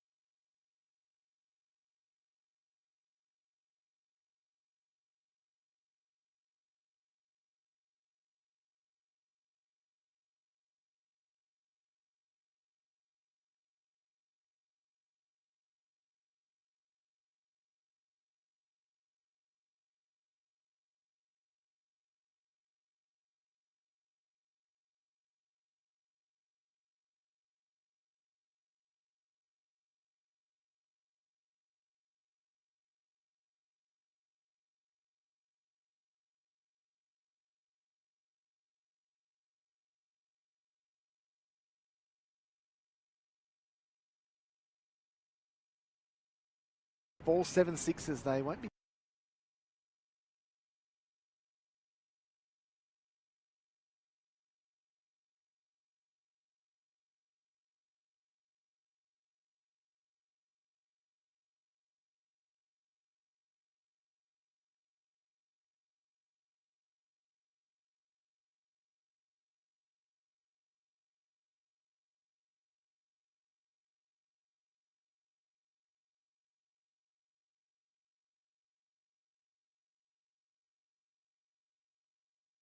Which one will he aim for? Milburn in short, this ball slapped in the air, going straight down the throat of Meta, who takes a good catch just right off the grass clippings here at Manly Oval. And that is an important breakthrough early on for the visitors. 120, 86 balls, 7 sixes. They won't be getting too confident. This ball's hit up in the air. This is going to be out as well. 2 and 2 balls for Eastern Suburbs, and the boys from Coogee are up and about. And they've got Manly on the ropes early on, 2 for 13. Lammonby, 20, 86 balls, 7 sixes. They won't be getting too confident. This ball's hit up in the air. This is going to be out as well. 2 and 2 balls for Eastern Suburbs, and the boys from Coogee are up and about. And they've got Manly on the ropes early on, 2 for 13. Lammonby yesterday as well in not a purely a 50-over game. This one on the pads, he's lost his direction there. That's going to go down to the rope, down towards the rope for 4. So nice little smart cricket.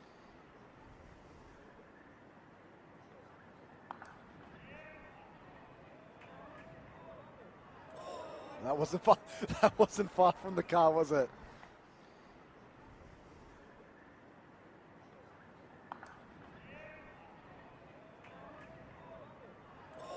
That wasn't far. That wasn't far from the car, was it? Really forced the ball into those areas. Lenton's back, pulling to the man in the deep, and he's out. He's found Meta, and he's gone. Good running between the wickets now that fielders are out in the deep after the power play. Good delivery. Davies is using his feet, and there's a fielder there who's taken the catch. And Atala gets... Bryant faces up here to Atala. Plenty of air. He lofts this one down the ground. That might go all the way. It does. Magnificent shot by Ben Bryant. Used the feet marvellously well. Got to the pitch of the ball and lifted that one nicely over mid-wicket for 6. Off his line and length by using the feet. Taylor in. Bryant's going to go again. This one might just go all the way. He's got enough of it, and it's almost a great one-handed catch on the hill. Back-to-back sixes by Ben Bryant. Didn't seem to have his line and length by using the feet. Taylor in. Bryant's going to go again. This one might just go all the way. He's got enough of it, and it's almost a great one-handed catch on the hill. Back-to-back sixes by Ben Bryant. Didn't seem to have... Brian, he could have been stumped as well. Went through 34. Can he finish this innings off? He can. He smashed that for 6 on 0-4. One bouncing into the picket fence. 6. It must have gone over the road. Waits for Lilburn. And that's hit again in the air. It's going back, and 6 more over long off's head and into the tree there. Bryant, can he make it 5? He's back cutting, and that'll be 4 more. The fielder won't get that, and that's his 50. He's brought up 50 in front of his home crowd. Bryant, a dasher, 50 off 34 deliveries. Yeah, brilliant innings there. He's just proved that he can bat all around the park. Can he make it 5? He's back cutting, and that'll be 4 more. The fielder won't get that, and that's his 50. He's brought up 50 in front of his home crowd. Bryant, a dasher, 50 off 34 deliveries. Yeah, brilliant innings there. He's just proved that he can bat all around the park. So I wonder if this will be a change of pace. Yep, slow ball. And hit over towards deep mid-wicket, who made a meal of that to begin with, but has taken a very smart catch. Swung across the line, the ball's got high, deep mid-wicket's coming in, and he takes the catch. Where on the leg side's open. Well, he's gone high and handsome towards mid-wicket, and it's 6. cleared the fielder there, who got a hand to it, but couldn't hold on to it, and the ball crashes into the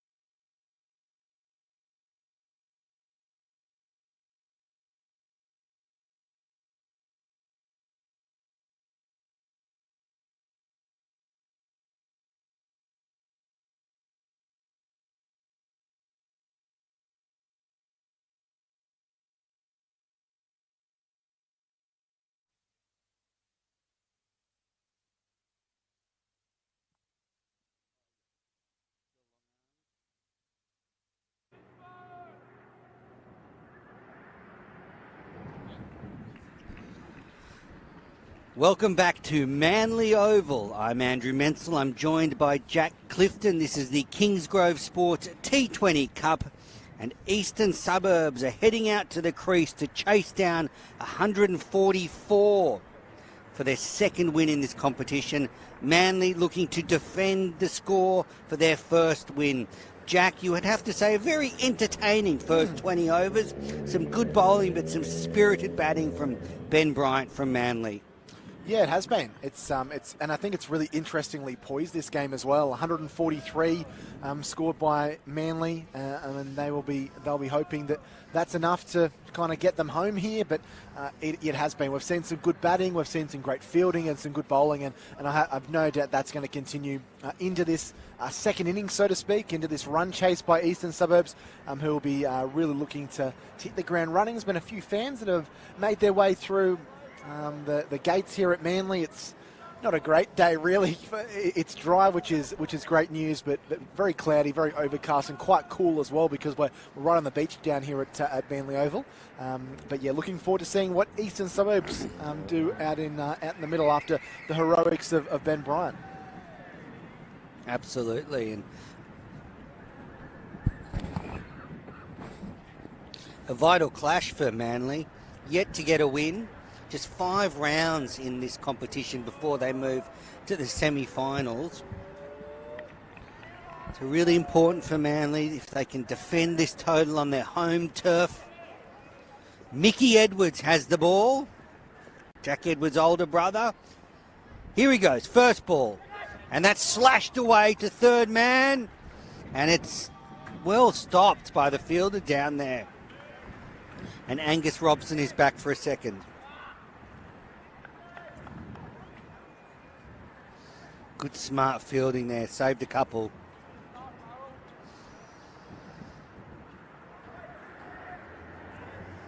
Mickey Edwards. I remember when he sub-fielded for Australia at the SCG in the last day of a test against Pakistan. Here he is with the ball in hand. Pushed away towards square leg by Angus Robson, and he gets another single. He's on to 3. Yeah, became a bit of a cult hero, didn't he? Literally overnight, the fans took a liking to him. A big, tall lad with beach blonde hair down to the shoulder, and yeah, that would certainly be a career highlight. And I think he took a catch down on the boundary, didn't he? And the fans erupted down there, as they do at the Sydney Cricket Ground. And yeah, looking to, I guess, break back into some kind of first-class cricket. He's part of the Blues squad, but injuries have befallen him over the last couple of seasons and hasn't had opportunities in the shorter form of the game either. And it's a great opportunity for him. All right, Atala on strike. Leaves that one. Saw him bowl very well, Atala. Now he's opening the batting, the left-hander. Good field from Jay Lenton, the Manly skipper. There's 2 slips. A third man protecting that sort of short pocket on that side of the ground. Then you've got a point, cover, mid-off, mid-on, deep backward square leg, and a short third man. Mickey Edwards trundles in. Delivers, and nice bit of bounce from the tall quick, but it's sprayed down leg side. That's a wide delivery. Eastern Suburbs are none for 4.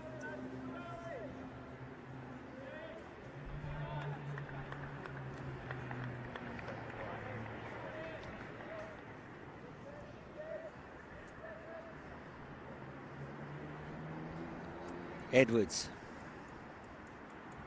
delivers, and Robson plays into the offside, no run, so that's Atala.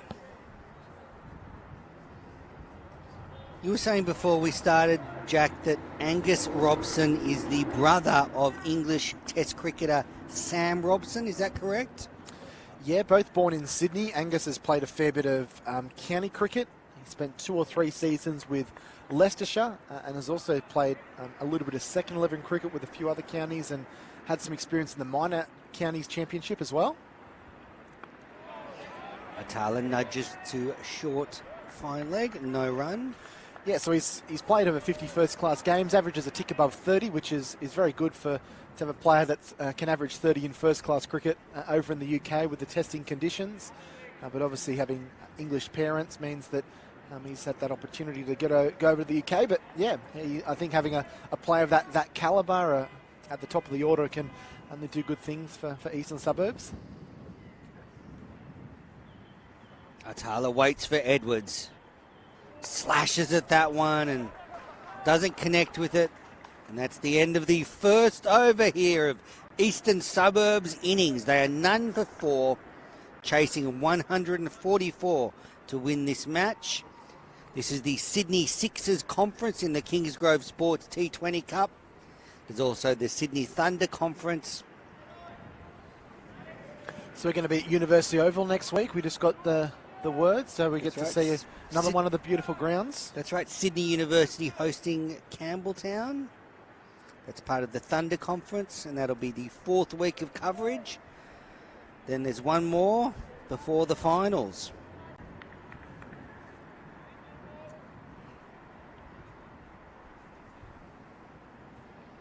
Here's Jack Edwards bowling. That's played into the offside by Robson, and he gets a single. Looking good so far. So the Edwards brothers opening the bowling. Jack a little bit slower than his brother Mickey. Hard to tell them apart if you turn around quickly. Both with the big mops on their head and about the same physique. Mickey just a little bit bigger, I would say. A little bit more muscle in the shoulders. Here's Jack. Delivers, and Atala's slashed at that one. Obviously, he's been sent out there to take the long handle to the Manly attack while the power play's in play. In the first 6 overs of this T20 innings, only 2 players allowed outside the circle. Obviously, when the Big Bash starts, the KFC Big Bash, the rule changes are a little bit different because it's 4 overs and then there's the floating 2-over power play. Here's Jack Edwards. Atala down the pitch and waited for that slower ball beautifully and just paddled it away towards fine leg.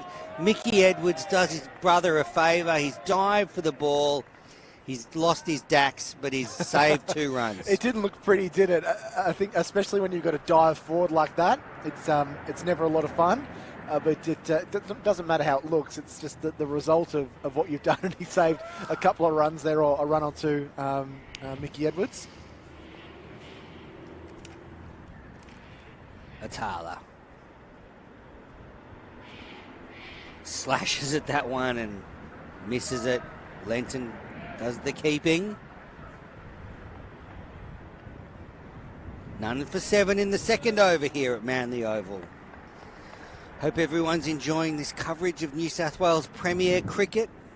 You can watch on the Match Centre or on KO Sports. It's great that they've expanded the coverage of New South Wales Premier Cricket. Here's Jack Edwards.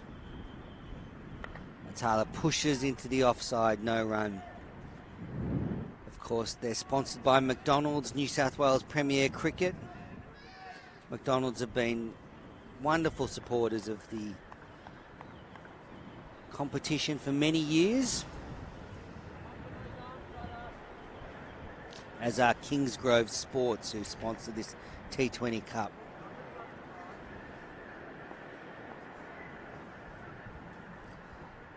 Jack Edwards delivers. Atala defends. Gully does the fielding. And 2 overs gone. None for 7.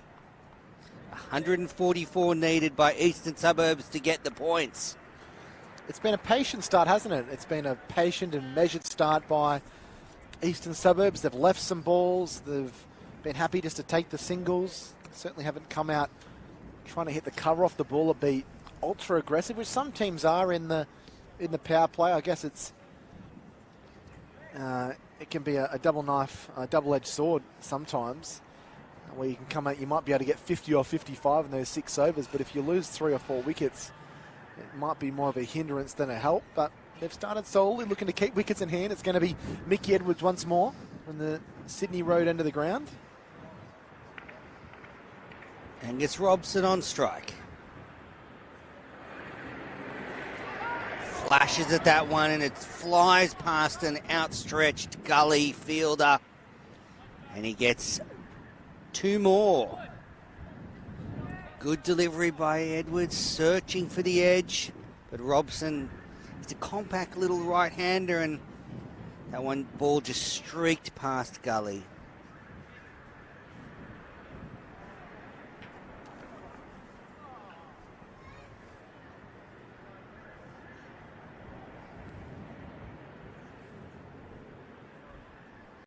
Edwards in again. Defended. No run. None for 9 in the 3rd over. Angus Robson on strike. Going well, Manly. Looking to pitch the ball up.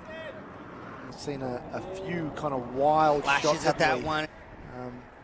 Both Atala and also Robson looking to flash outside the off stump. Good areas, and as Men has mentioned, good field placement by the skipper, Jay Lenton. He's vastly experienced. He's played a lot of cricket. Mickey Edwards in, delivers, and Robson steers that to 3rd man. Just a single, very measured start so far from Eastern Suburbs. Atala seems to be the player that's going to take on the bowling. Hasn't done it successfully yet. There's been a few air swings, Jack, but I think he's the player that wants to try and launch a few into the surrounding areas. Yeah, you feel if they drop a little bit short or a little bit wide, he's going to free the arms and look to swing to Kingdom Come. And the way he's been throwing the bat, if he connects, it's gone a long way. Edwards now. Atala pushes into the offside and takes a single.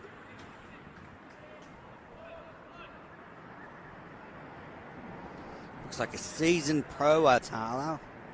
He bowled cannily with the ball, and that was just a canny little shot, nudging into the gap and rotating the strike. Really important when you're a left and right-handed pair, if you can just annoy the bowlers and the fielders by nudging the ball into a gap and setting off for a single. It can just muck up their plans and their lines. Here's Mickey Edwards. Robson whips that through mid-wicket nicely. Some fancy footwork there from the batter, and they'll get 2 more. He's a slight diminutive player, but he's found the gaps nicely so far in this short innings.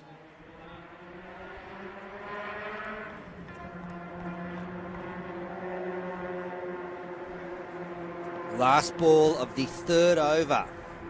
Probably just heard that motorbike through the microphone there. Edwards in and defended. The end of 3 overs. It's a none for 13. A tidy start by Manly, Jack. This is what they would have wanted. They've got the runs on the board, and now they're putting the pressure on with the ball. Yeah, they're not making it easy for Eastern Suburbs. As I said in the last over, they haven't really given them a whole lot they can dispatch away. And Eastern Suburbs don't look as if they're keen to break the shackles by playing wildly and trying to take a risk. I think they're pretty happy just to take the runs when they can, keep wickets in hand. I guess it can be hard if you're forced to chase 9, 10 and over the last 6 or 7 overs, but if you've got a whole lot of wickets in hand, it can be a little bit easier. Jack Edwards now. Atala digs out of Yorker. I'm not sure what Jack Edwards was appealing for there. You can't just appeal when you bowl a good ball. I mean, that you can, but the umpire he's not going to give it out. Yeah, maybe he thought it had cannon into the pads, but it was it was dug out nicely there by Atala, who's made a slow start, 3 from 11 now for the opener. Made 34 from 32 yesterday. There's a replay. Another appeal. Turned down again by the umpire.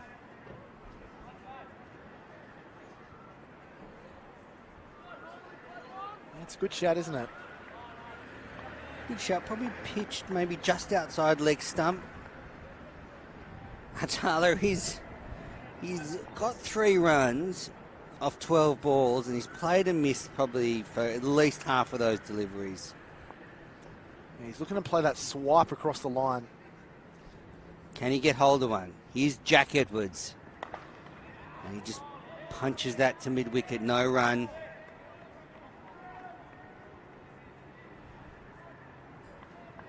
Three dot balls to start the 4th over. The Edwards brothers are bowling well. Jack Edwards bowling from the Community Hall end, the Soldiers Memorial Hall end. It was actually a rugby club when we were here last time. It's changed. It's now the Community Northern Beaches Club. Atala on strike. And he just plays and misses at a good length delivery. Some excitement from the Manly fielders. Well, they were 4 for 50. Well, they were 4 for 61 at the halfway point of their 10 overs, Jack. And at that point, we were saying Eastern Suburbs had control of the fixtures. Then in the next 10 overs, they scored 82 runs with commanding finish, and that's put them in pole position now. Atala. Slower ball bouncer, and he couldn't do anything with that. He tried to come at the bowler. Change of pace just put him off, and he paddled it to short fine leg. No run. He's lucky it didn't just balloon off the top of the bat to the fielder there. I think sometimes the best thing when you are struggling like Marcus Atala is just to try and get a single. I know that's easier said than done, but rather than trying to play that big shot that's going to get you 4 or 6, just get off strike. Just takes a bit of pressure off you at the non-striker's end. Jack Edwards, last ball of the over, slashes at that one from Atala, and he'll get a boundary. Finally, he's found the boundary, his first boundary of his innings. He goes to 7. It's none for 17 after 4 overs. 5 dot balls and then a streaky boundary to finish. Nothing more annoying for a bowler. Probably a shot that sums up his innings so far, doesn't it? He's tried hard. Marcus Atala, he's played and missed. He's inside edged, and then he gets one there, and it's not a convincing stroke whatsoever. Plays away from the body, but a little bit of width given, and he luckily steers it through the cordon and picks up 4. So kind of saved that over somewhat for Eastern Suburbs, but still 4 overs gone, only 17 on the board when you're chasing 144 is probably not where they want the runs at the moment. Now there's a change of bowling from the Sydney Road end. Ryan Hadley brought into the attack.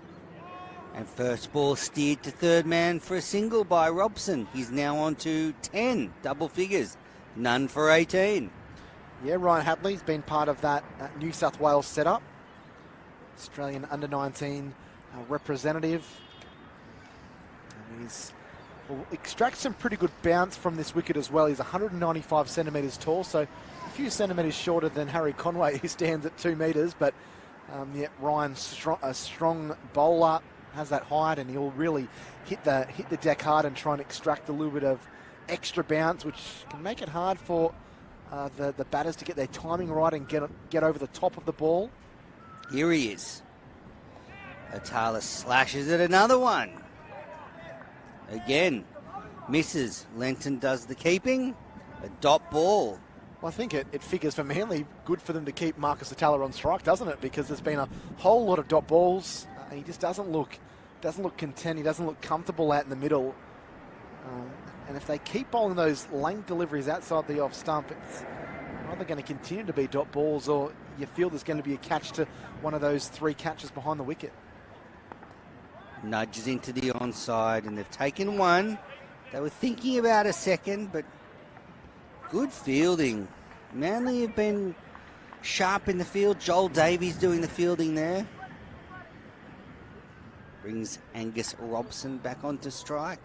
Well, it gives you encouragement, doesn't it, as a fielding unit? You've had runs on the board, and then the side that's come out attempting to chase these runs down hasn't really shown a whole lot. A lot of plays and misses. I think the confidence is going to be high within this Manly camp, considering that most of the power play is gone. Only 9 balls left in this power play, and we've barely seen a boundary. Hadley. Lost his line there, and that's down for 4 runs. So Robson just got some bat onto that one. See here, he just turned it off the face of the bat for 4. Lovely shot. Yeah, really just kind of kissed the face of the bat, didn't it? It was wouldn't have showed up too much on Snicko, but he got enough of it to keep it away and pick up a much needed boundary. That just breaks the shackle somewhat for Easts. They're none for 23 now. Hadley. Better ball. Robson defends.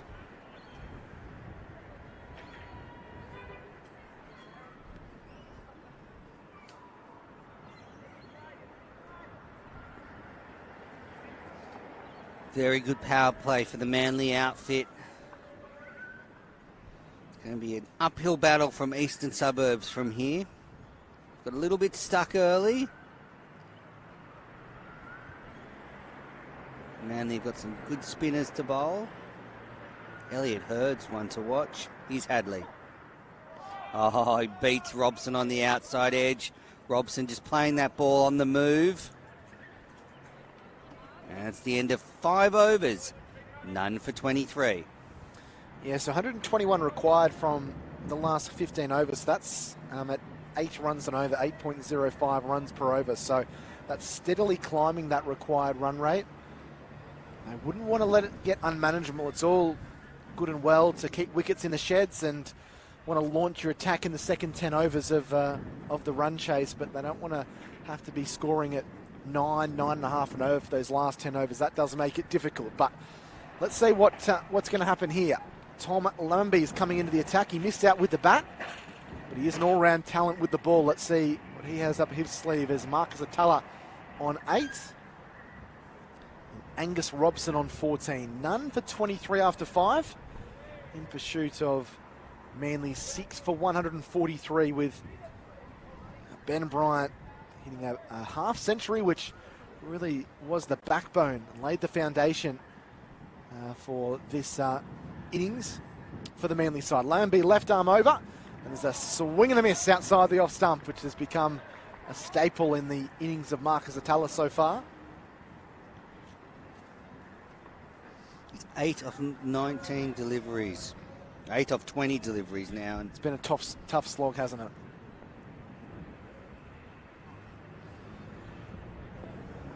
Just changing the direction up here now, bring a left arm seam bowler on.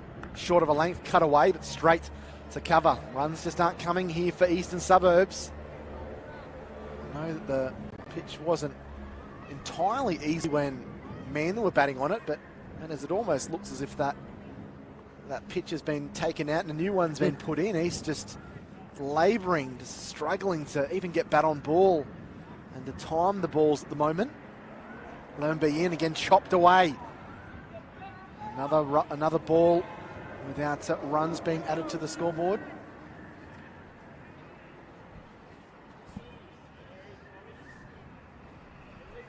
Taylor on 8. Just dropped anchor off 21 balls. He needs to either get going or get out so they can get someone else in at this stage. Good delivery. Plenty of bounce and rise to the wicket as it whizzes past the outside edge of Atala. Another dot ball. Terrific ball there from Lammonby. Really put his back into that one and extracted some life out of the pitch. I think the pitch looks pretty good still, Jack, but unfortunately, Atala's just not timing the ball. Lammonby in, this ball comes off the toe end of the bat. There's a little bit of a mix-up. There could be a run. Oh, it's a direct hit! And Manly can't do anything wrong. Robson has been run out. He gave himself up halfway down the pitch. I was kind of surprised and didn't wonder why he might scurry back. But a great piece of fielding, a direct hit. Manly have their first. Yeah, confusion there from the batters. Robson took off from the non-striker's end when the ball was never really a run in it. And then the fielder there at mid-wicket, he had plenty of time to aim at the stumps. Can't quite see who it is. But direct hit from side on, had one stump to aim at. And excellent run out. The first wicket goes down for Eastern Suburbs. It's such a shame. Angus Robson was looking good. Might have been Mickey Edwards. I'm not sure if it was, but yeah, trying to make the number out. It was a great piece of fielding regardless. And a breakthrough. And that's not the man they wanted to lose.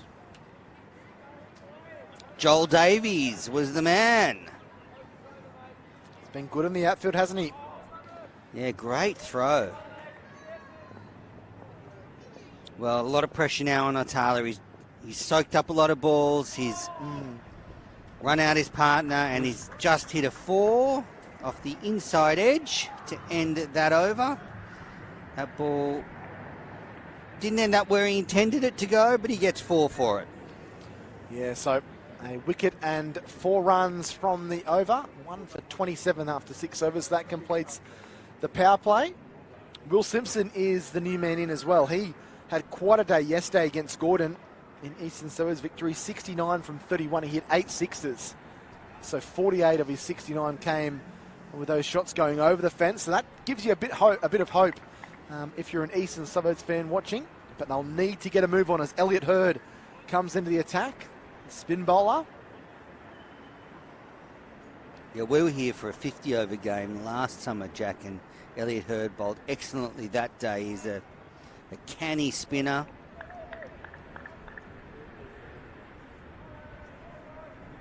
Batted well, hit a 6. What was the last over of the innings today? Could come in very valuable at the end of this fixture. A lot of hair in this Manly side. There is. I think him, Jack Edwards and Mickey Edwards probably make up a fair, I guess, portion of the hair in this Manly lineup. Definitely need to get the lawnmower out. Here he comes. He's coming right on around the wicket. He's short and it's cut straight to mid-off. Mistimed by Simpson on ball 1. It's been good this season. Will Simpson closing in on 200 runs in all competitions. He works this one and well fielded by Hurd in his follow through. They're looking to deny runs scoring at every opportunity. Well, it's going to be a real test here for the Eastern Suburbs batters. 117 from 82 now. They'll pick up at least 1 here, but that's all they'll get. Simpson is off the mark. It brings Atala back onto strike. He's been out there for some time and has just 12 next to his name. I wonder if it was a tactic by Manly to start with pace up front. We saw the Edwards boys bowl 4 overs, then Lammonby and Hadley bowl the other 2 in the power play. Now, as soon as the fielding restrictions are eased, they brought the spinners on. It's some very astute captaincy by Jay Lenton. He's marshalling the troops now, but they kept the pace early, and now that they can protect the boundaries, they've gone for spin. Slightly different to how Eastern Suburbs approached it earlier today. Certainly a smart tactic, and it's worked out well for the home side so far. And advancing down the track and driving firmly down to long on as Atala, probably his most convincing shot of the innings as Edwards, that's Jack, does the fielding down on the boundary.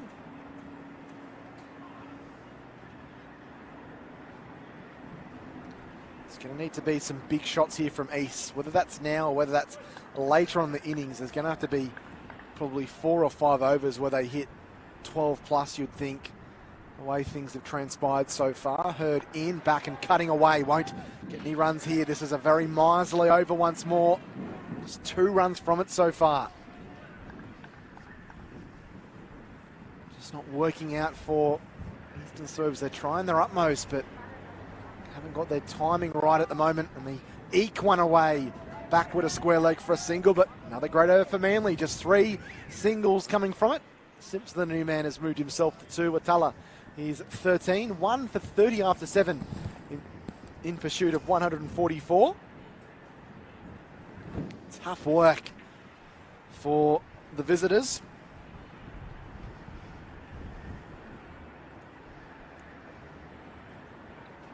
Seven overs in the books as we almost clock over to 4:30 local time here, starting to get significantly cooler now. Just saw the replay of that throw from Joel Davies. Excellent stuff. One stump to aim at. And he got the big wicket of Angus Robson, who was looking very good. 14 for him. It's short and it's chopped away. Another dot ball. They are just mounting. Manly just got their foot on the throat and just continue to press. They might not have got many wickets, but just 30 runs conceded off 43 deliveries. So well below a run a ball, which is not good enough for East to win the game anyway.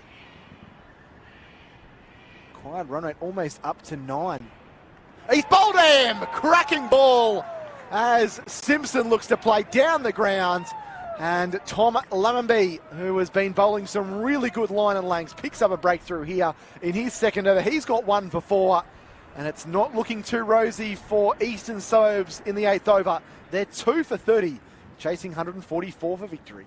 Yeah, nice delivery there from Lammonby. Just shaped back towards the right-hander and went between bat and pad. There was a big gap there by Simpson, and Lammonby crashed through it. Kind of played wide of the body, didn't he? We probably wanted to play a bit straighter then, but yeah, that's the thing. Scoreboard pressure, it's a real thing, Manners, and it's causing all sorts of problems for East early on, isn't it? Yep, absolutely. And just got stuck early, Eastern Suburbs, due to some fine Manly bowling and some good field placings by Jay Lenton. But now it's the skipper, Jack Preddy, heads to the crease. He bowled a great spell, but now he needs to do it with the bat, and he'll join Marcus Atala, who's 13 off 25, needs to go on from here. But you see those bowling figures? Tight stuff from all of them so far. And just that 1 wide as well. Of course, we saw something like seven wides in the first few overs by East. That hasn't been the case of Manly. They've been very measured in their approach. And the pressure on Preddy, the captain, as he waits for Lammonby to steam in. It's a good first up delivery. And all the East skipper can do is defend onto the onside. These two teams couldn't play their T20 Cup matches last Sunday, but in the first round of the Kingsgrove Sports T20 Cup, Eastern Suburbs got a win. Manly lost, so big chance here for Manly to go level on points with Eastern Suburbs. Short look to work around the corner as it thuds into the body there of Jack Preddy. You're saying that half the ladder's on 3.5 points at the moment because of the rain, but hopefully the next 2 weeks aren't affected. And in such a sort of tight competition, Jack, where you're not going to play many games, where it's a 5-round comp and they've already lost 1, a win like this is worth a lot. Bouncer and cutaway, slash nicely down towards the point boundary. Nice piece of fielding out in the deep there, I think by Mickey Edwards, and they get back for a couple. So even when they get the ball away, they aren't able to find the rope, but they will runs regardless. A couple there to Preddy as he moves off the mark. And as well, net run rate's going to come into it in these competitions where they're going to be so tight. So you wouldn't want to get completely spanked. You want to be competitive and get as close as you can. And be in, and it causes a bit of discomfort there for Preddy, who tries to push off the back foot. Very good over a wicket, and just 2 runs from it. The screws are tightening for Eastern Suburbs. 8 overs gone. They're 2 for 32.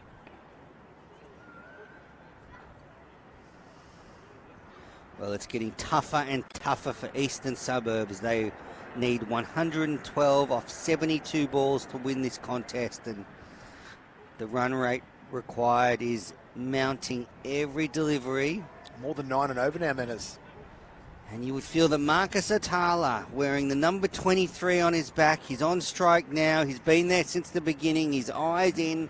He's 13 off 25 deliveries. He didn't help his partner Angus Robson too much with their running between the wickets a few overs ago. Well, he needs to do something with the bat here. He needs to sort of go after the attack for a couple of overs. They need to change something up, don't they? They need to throw the willow at a few and try and find the boundary. Hadley in once more, and Atala pokes this one. He gets it through the infield. They might have a chance to get a second. No, they won't. The ground fielding has been exquisite from Manly this afternoon. It just can be such a hard assignment when you know you need to get runs, but the bowling unit, the fielding unit's just right at you. Manly are up for it today. They're on their toes. They're fielding well. They're looking sharp. Stung by a couple of poor performances this summer so far.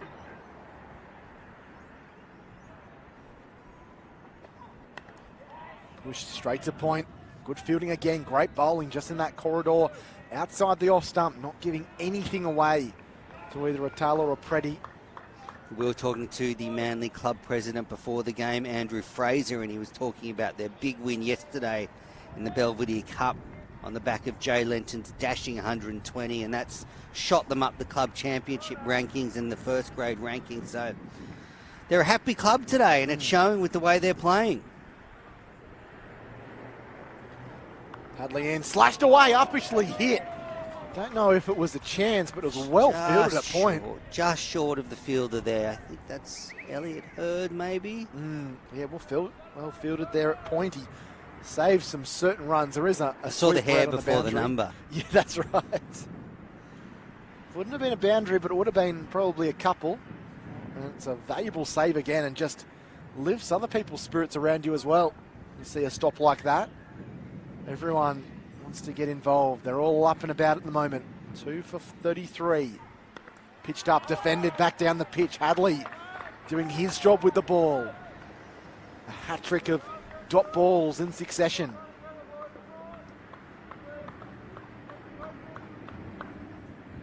It's been hard going, not just for Eastern Suburbs here, but around the grounds at some of the other fixtures that are happening around the traps. We're chatting to Roy Fonwaika from Cricket New South Wales during the innings break, and looking through some of those scores, I think only North have scored more than what we saw from Manly today. North Sydney made 160, and they really have some dashes in their top 6.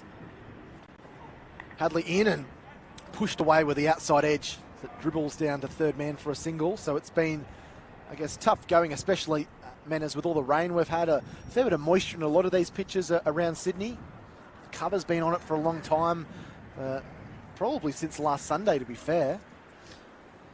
They were saying here that they actually were able to cover the ground pretty well and keep the pitch basically dry the whole week. They said they even had to water it, actually, because it had been so well protected. Hadley in with the last ball of the over. Atala hit on the pad, it ricochets away. Surprise, surprise, another dot ball. Did I see the Eastern Suburbs boys appealing for that one from the sideline? Surely not. Don't want to cause a ruckus down here, Manners. That is the end of the over. Hadley's bowled 2 overs for 8. He's been miserly. Atala 14, Pretty 3. 9 overs gone. And Eastern Suburbs are 2 for 34. They're scoring less than 4 runs and over in a T20 clash. They need 110 now from 66 deliveries. At the halfway phase of the Manly innings, they were 4 for 61. Eastern Suburbs are short of that. They're 2 for 34, but it is a smallish ground, and you can score quickly if you get on a roll. Slapped straight to short cover, and another wicket falls. Preddy, the captain, on his bike. And Tom Lambenby's great time at the bowling crease continues. He's got 2 for 6. And Manly well and truly on top, 3 for 34 in the 10th over. Oh, that's pressure, Jack Clifton, right there. The run rate is mounting. The Eastern Suburbs players are struggling to get the ball away. And the skipper, there was just a little bit of width there from Lammonby, and he thought, his eyes lit up. All he could do was hit it straight to the cover fielder. And unfortunately, Jack Preddy is gone. Lammonby gets his second wicket. He's in the middle of a fine spell, the left arm quick from Manly. And Eastern Suburbs are 3 for 34 now in the 10th over. Yeah, it's been a funny old innings, hasn't it, by Eastern Suburbs so far. See Nicholas Taylor come out to the middle, the number 5, and the runs just have not come. They just, even in that delivery, given a little bit of width and not able to do much with it. Tom Lammonby's got 2 there, as you can see. Joel Davies with a superb run out. And runs per over 3.71. The required run rate is more than 10 and over as it stands. So it is looking less and less likely each delivery we see. Now, Jack, you and I have spent a bit of time on the Shield commentary. Things are a bit rough when Harry Conway's batting at 7. Ball bobbled around off the outside edge by Taylor. Yeah, if that scorecard is correct, then yeah, there might be a bit of trouble for Eastern Suburbs. That's a long tail for Eastern Suburbs. Although knowing Harry, he'd probably pushed. It was probably a self-promotion. Might have had a word in the ear of the coach and captain. Maybe even come up to the scorers and maybe penciled his name in at number 7. It might not be legitimate. Pitched up and Taylor defends out to cover. He's one of the more entertaining batters to watch, Harry Conway. He's a little bit like Steve Smith. All his mannerisms are exaggerated. He would say that Steve Smith is like him.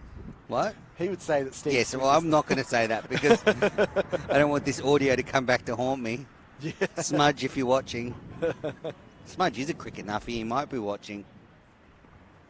Pitched up, glanced off the hips, down the backwards square leg. They might think about a second here.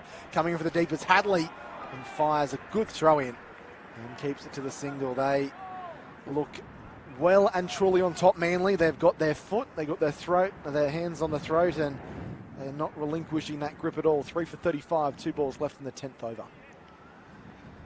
Now this is danger time for Atala. 2 balls left in the first 10 overs. He must be feeling the pressure.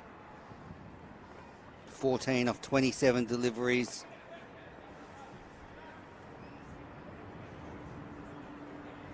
If we'd been commentating on this competition, 3 seasons ago, Steve Smith would have been playing?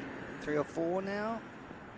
Lammonby in a plan to miss a wild swing outside the off stump by Marcus Atala. He's, to his credit, he's trying to make something happening, and if he connects on one of those, it's probably going to end up Manly Corso, but just hasn't been able to connect Willow onto Cork yet. Did you commentate on Smith in this competition 3 years ago? Yeah, it was a little bit of a different format. We only did the semi-finals and the finals as Sutherland won that title. And this ball has been slapped high into the air. It's almost going to come down and have ice on it. Lenton takes the catch. Nicely done. And the misery for East continues. Atala, he fought and fought and fought out in the middle, but he wouldn't and couldn't get on top of this Manly side. He departs for 14, and at the completion of the 10th over, Lammonby has got 3 for 7, and Eastern Suburbs in absolute disarray. They are 4 for 35, chasing 144. I think that was Mickey Edwards down there who got out of Jay Lenton's way, and it could have been a bit of a confusion there, but Edwards ran away from the ball, so Lenton knew it was his. And I think I flagged that to you, Jack, before those last 2 deliveries, that I felt they were a dangerous couple of balls for Atala. 2 balls left before the end of 10 overs. He'd been struggling to find the middle of the bat, and it has played out exactly as I thought, that he would try the big shot to relieve the pressure, and he was unable to get it away. And to be honest, Jack, he did not look like connecting with many of the deliveries he was playing today. He looked to be outclassed by the Manly attack. They bowled well to him. They were bowling a difficult length, and he just could not dominate them. As you can see, the bowling figures there, no one has bowled badly, but it's been Tom Lammonby, 3 overs, 3 for 7, who has been the real chief destroyer. Hadley's been tidy. Well, they've all been tidy, but Hadley going for 8 off his 2 overs and Edwards going for 7 off his 2. And Elliot Hurd, who's had just the 1 over. And it looks like Ryan Hadley is going to continue here. Udit Mehta is on strike. He's going to face his first delivery. And he's poking that one to point, no run. Yeah, quite deep in his crease there, Udit Mehta. 2 nice catches in Manly's innings. But the way it's going, it's heading towards a lost cause for Eastern Suburbs. This is going to take some mighty effort with the bat. 109 of 59. So the required run rate's over 11. And at the halfway mark, that's not good news. You can manage that in the last 3 or 4 overs, but over a 10-over period, I think that's going to be tough work. Hadley, short ball, and Mehta played that back to the bowler. Straight pull shot. This has been a classy bowling performance from Manly-Warringah in front of their home fans. They have not bowled many loose deliveries at all. Bowled a lot of pace. Thought they might bowl a lot of spin this afternoon, but instead it's been pace that's done the damage. Lammonby with 3 wickets. Joel Davies with a run out to get the first wicket. Angus Robson. Here's Hadley. Full ball and Mehta squirts it past Gully. They take 1 run. I wonder what the tactic will be here for the Eastern Suburbs players. Will they go down swinging, knowing they need virtually 11, 12 and over from here? Or will they just look to put some respectability into this score? Taylor's on strike. They need to find the boundary, Eastern Suburbs. Lenton's keeping the field up for Manly, and that's pushed to point, no run.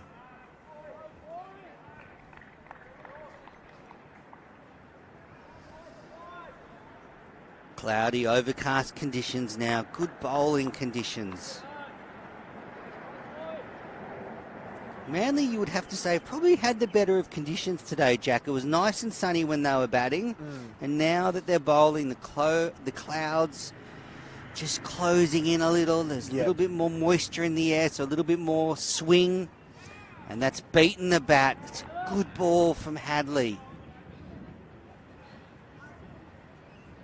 Yeah, good bowling there. I've been impressed with Ryan Hadley. He's got good pace, but he hasn't tried to do too much with the ball. He's given a little bit of width at times, as you saw off that last delivery, to try and tempt the batsman. But apart from that, he's been pretty much in the corridor with some good pace and good bounce. And I think that's what I've liked from Manly, Menace, is that they haven't tried to have a complex game plan. They've just bowled their line and lengths, bowled to their plans. It's been impressive.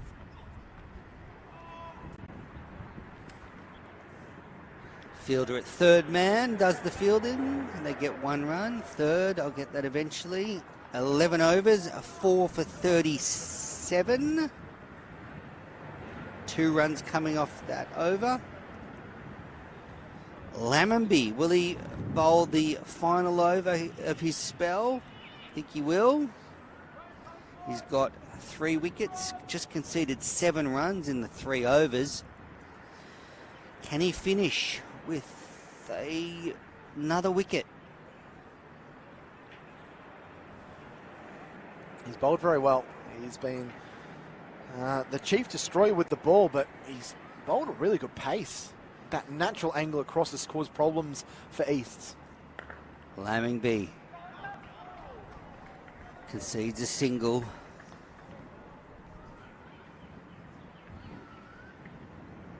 you think his nickname is Lamington? Yeah, potentially. It's a sort of nickname I think cricketers would go to as well. There's not necessarily a whole lot of thought that's gone into it. Or Lamo. Yeah. Lamo or Lamington. That's my bet. Remember when T20 first started in this country and everyone had their nicknames? On their shirts, yeah. I was watching an old T20 last night, Menace, between Australia and South Africa, and had forgotten about that aspect of it. Oh, beating the bat there from Lammonby. Excellent delivery. No footwork from Taylor. Or Mehta. Sorry, he's on strike. Scoreboard's a little bit slow.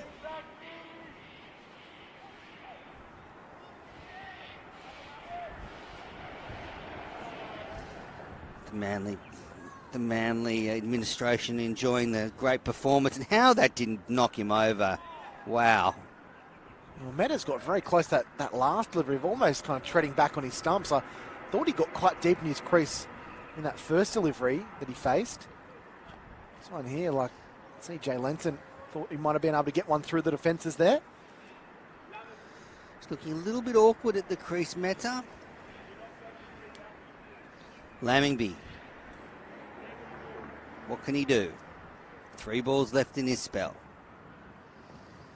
Delivers it up in the air, and it's caught! Lamingby has 4.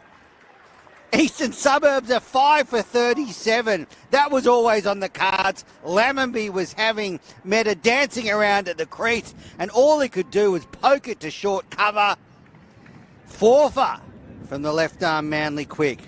Yeah, he's ripping in the shreds. Good ball, and I guess the nervousness and the lack of continuity out in the middle was really showing in Udit Mehta's innings there. He couldn't keep this one down. He was jumping all around the crease, not really giving anything there. Was trying to, I guess, just to defend or poke it on the onside, just ballooned in the air. Another pretty sharp catch, it must be said, in the end, and another breakthrough for Manly, and they've been able to get them at regular intervals. It's been a good performance by them, and yeah, I'd say the match is pretty much as good as done, with Lamingby, the destroyer, 4 for 7 off 3.4.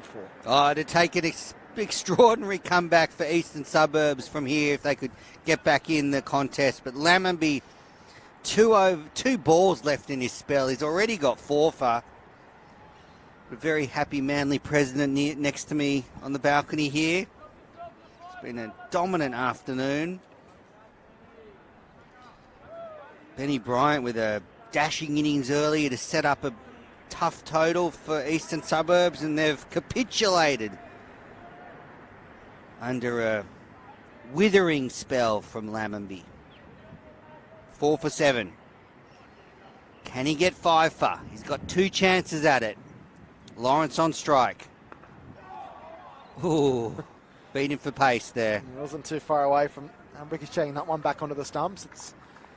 It's been tough going for East. I don't think they've really been able to manage with the pace of some of the Manly seam bowlers, and it's kind of funny because East had probably more success with the slower bowlers when they bowled early this afternoon, and Manly's had arguably more success with the pace bowlers, especially Lamingby. So this has been a great bowling and fielding performance, and I'm sure Tom would love to finish off his spell in the best way possible here.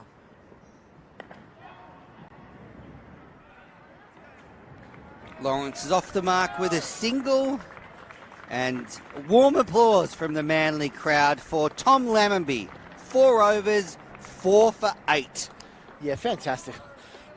You don't see too many figures like that, especially in this competition, and there's a reason why, because it's a very difficult thing to do. But Tom Lamingby's bowled really well. But I think it also teaches kids or young people that might be watching that line and length really is the most important aspect of what you can do in any format of the game. I know he does have some pace behind him, Tommy Lamingby, but he's bowled really good line and length, and that natural angle across has caused a bit of problems. And when you can tie a batsman or batsmen down, it creates opportunities to get wickets, and that's what we've seen. So Mickey Edwards coming back into the attack, and they'll be going for the jugular now. Major Manly, 5 for 38 after 12 East. Well, this has been a shameful batting performance, unfortunately. William Lawrence on strike. Mickey Edwards delivers, and it's pushed to mid-off. They take a single. Jack fires at the non-striker's end. 1 run. Well, what do you do if you're Eastern Suburbs here? Do you open your shoulders and practice your big hitting and just hope you can connect with a few, or do you bat out the overs? They probably look to bat out the overs, but I get that can probably help your net run rate a little bit, but I think just trying to be a bit more aggressive in this situation would be best. I know that's obviously a lot easier said than done, Manners, but I think it puts you in position for future games where you might need to be going at 9 or 10 and over, and at least, try and adding some respectability to the score. I think knocking 1s and 2s around the park to get you up to 80 or 85 off your 20 overs is not going to add too much more respectability than if they were to kind of swing for the fences and get out for 65 or 70. Yeah, you're right. That's what T20 cricket's about. Mickey Edwards. And he's had a slash at that one, Lawrence. It's found the gap, though. And they've taken 2. Well, Lawrence has come out with some intense. This run rate's skyrocketed over 12 and over now. Have we seen just the one boundary today? Has there been 2? For Eastern Suburbs. I know there was an edge from a Tulla down here that went to the boundary before. Have we seen another one? I think there might have been a little tickle down there from Robson as well, down to fine leg that went for 4, but there have been few and far in between. You're right, it's been sparse.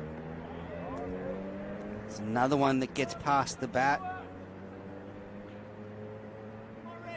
Run rate almost 14 and over. This pitch has held up well all day. I don't think Eastern Suburbs can complain about the pitch. There's been plenty of bounce and carry, good pace, but they've been outclassed. They have. Yeah, it's a good way to describe it. Manly have just outplayed them in pretty much every facet of this game. We were almost caught and bowled. Just got through Edwards there. Yeah, did he go through his hands on this occasion? I think it did. He just got his hands to it, but couldn't hold on to it. Jay Lenton, keeper, had his hands extended like this, like, come on, Mickey, what's going on? Hard for a tall, fast bowler to get down low and take it. You'll see here on the replay, he would have had to get low and to his left. Not that low. Number one fan of the Mickey. Not that low. Sitting next to me. Mickey Edwards in again, and it's pushed by Mehta to point, and they get a single. I'm also a big fan of Jay Lenton. We had a bit of a Twitter beef throughout the T20 World Cup because at some points I was saying that Steve Smith shouldn't be in the Australian starting 11. And Jay Lenton, who's a big Steve Smith fan, took umbrage to that. And look, nothing against Smudge. I think he's a great player, but I probably would have had a dasher in the middle order of Australia's T20 World Cup side. Worked out well, though, we won. Yeah, that's right. Australia are the T20 World Champions. That's right. And it all starts in competitions like this, in the Kingsgrove Sports T20 Cup. This is the breeding ground for our next generation of T20 World Cup players. And I believe it's less than a year till they'll defend that crown in Australia. On home soil, that's right. The SCG is penciled in for the semi-final of that competition. So there's a change of bowling. Carden is being brought into the attack. He's replacing Lammonby, who'd bowled his 4 overs. Going to be a tough act to follow. Tom Lammonby, 4 overs, 4 for 8. What can Carden do? Just adjusting the sight screen at the striker's end.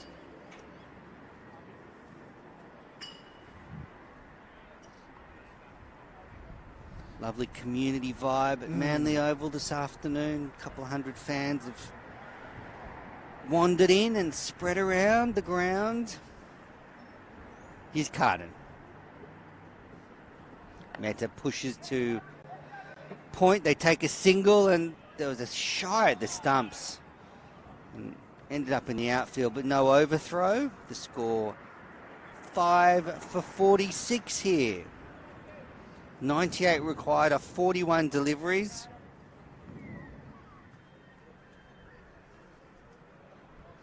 Well, Manly-Warringah have had a great weekend. They've rocketed up the first grade table yesterday, and now they're going to get their first win in the T20 Cup, you would think. Ball's in the air. Oh, what a catch and mid-on! That is a stunner! Jack Edwards coming in from the boundary. It didn't look like he was going to get there, and he's grabbed it off the carpet That's an absolute specky from Jack Edwards. 6 for now. Oh, that's incredible, isn't it? Just showing what incredible athletes these guys are.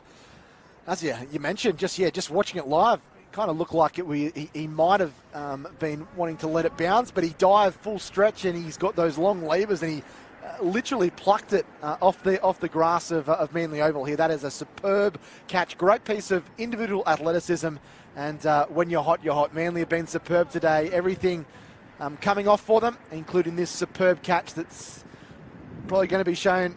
Oh, what camera work from the team here at Manly Oval. They've got that one, and great footage of Edwards picking that one off the turf. Well, when it's going against you, it's going against you. Eastern Suburbs, everything they've hit's been caught. It's been all Manly. 6 for 46 Eastern Suburbs, chasing 144 to win Carden's first ball now to Meta. He swipes to that one. And they get 1 run. Meta slipped at the non-striker's end.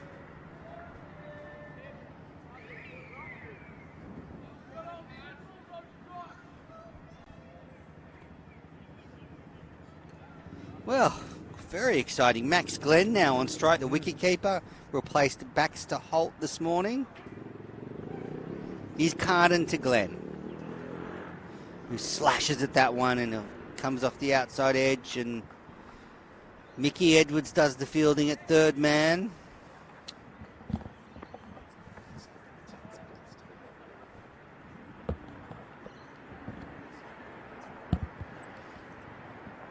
Nicholas Taylor on strike. Meta was the player dismissed earlier in the over. Carden in and... Well, they've all been able to get involved, haven't they? Now it's corrected. Taylor's on strike. Yeah, Carden getting a chance with a ball, and you're always thankful as a bowler when one of your fielders takes an incredible catch like that. It's East, they are floundering. This has just been a batting performance to forget, unfortunately, Menace.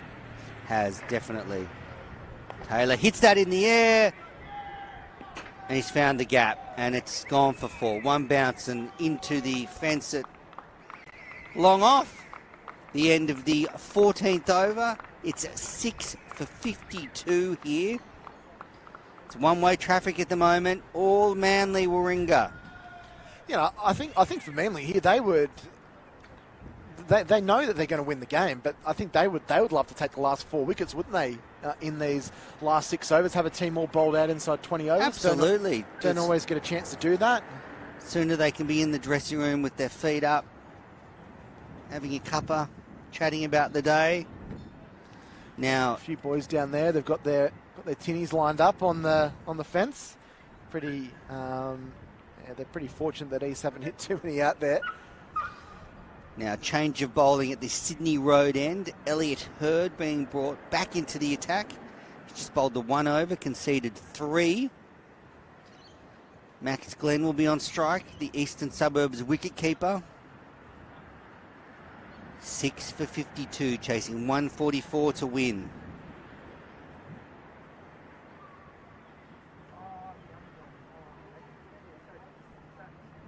Hurd in. Beats the bat. Good ball.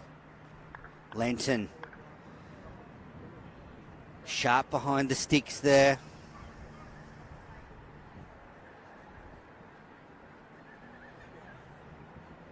Hurd in again, around the wicket, and Glenn slaps it to deep cover for a single. Brings Taylor back on strike. He's on 11.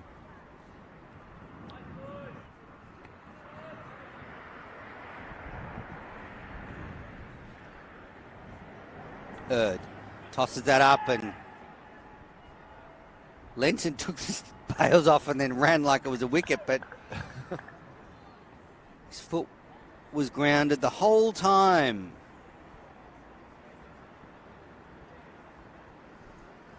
He's a canny, cunning wicketkeeper, is Lenton. First class and big bash experience. Just hit into the offside for a single. Taylor on to 12, 6 for 54. So those of you watching on KO Sports or on the New South Wales Premier Cricket Match Centre. Hope you've enjoyed the afternoon. He's hurled in again and slapped through point. The fielder's running around. Good diving stop, and he's kept it to 2. Glenn on to 4. Yeah, I hope you've enjoyed our coverage from Manly Oval today. Don't forget, next Sunday afternoon there'll be more Kingsgrove Sports T20 Cup action coming to you from Sydney University.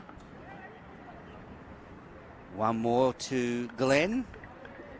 Yeah, Sydney Uni and Campbelltown Camden next week, so they're 2 teams we haven't had a chance to commentate on either last season or this season, so excited to head out there to University Oval next Sunday. Hopefully the rain stays away. I know there's a fair bit of inclement weather expected in Sydney over the next week. My old haunting ground. I went to Sydney University, did a Bachelor of Arts degree, so if you do that you can end up commentating on a Sunday at McDonald's New South Wales Premier Cricket venues all around the city. Yeah, that's right. Or even if you don't go to uni, I'm sure you could probably do that. But obviously the home of many great cricketers.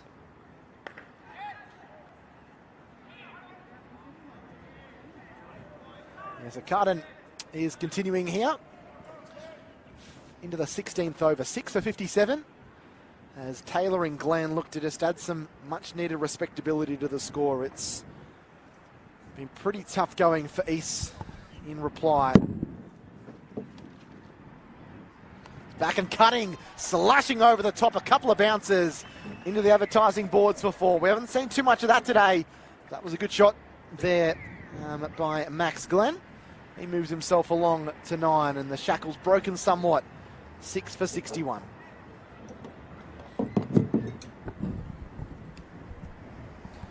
Shot there from Glenn as Carden just dropped a little bit short. Pitched up, and has he been stumped? I think he has. Great work by Jay Lenton. Quick as a flash as he lifted that back foot. Glenn whips the bails off.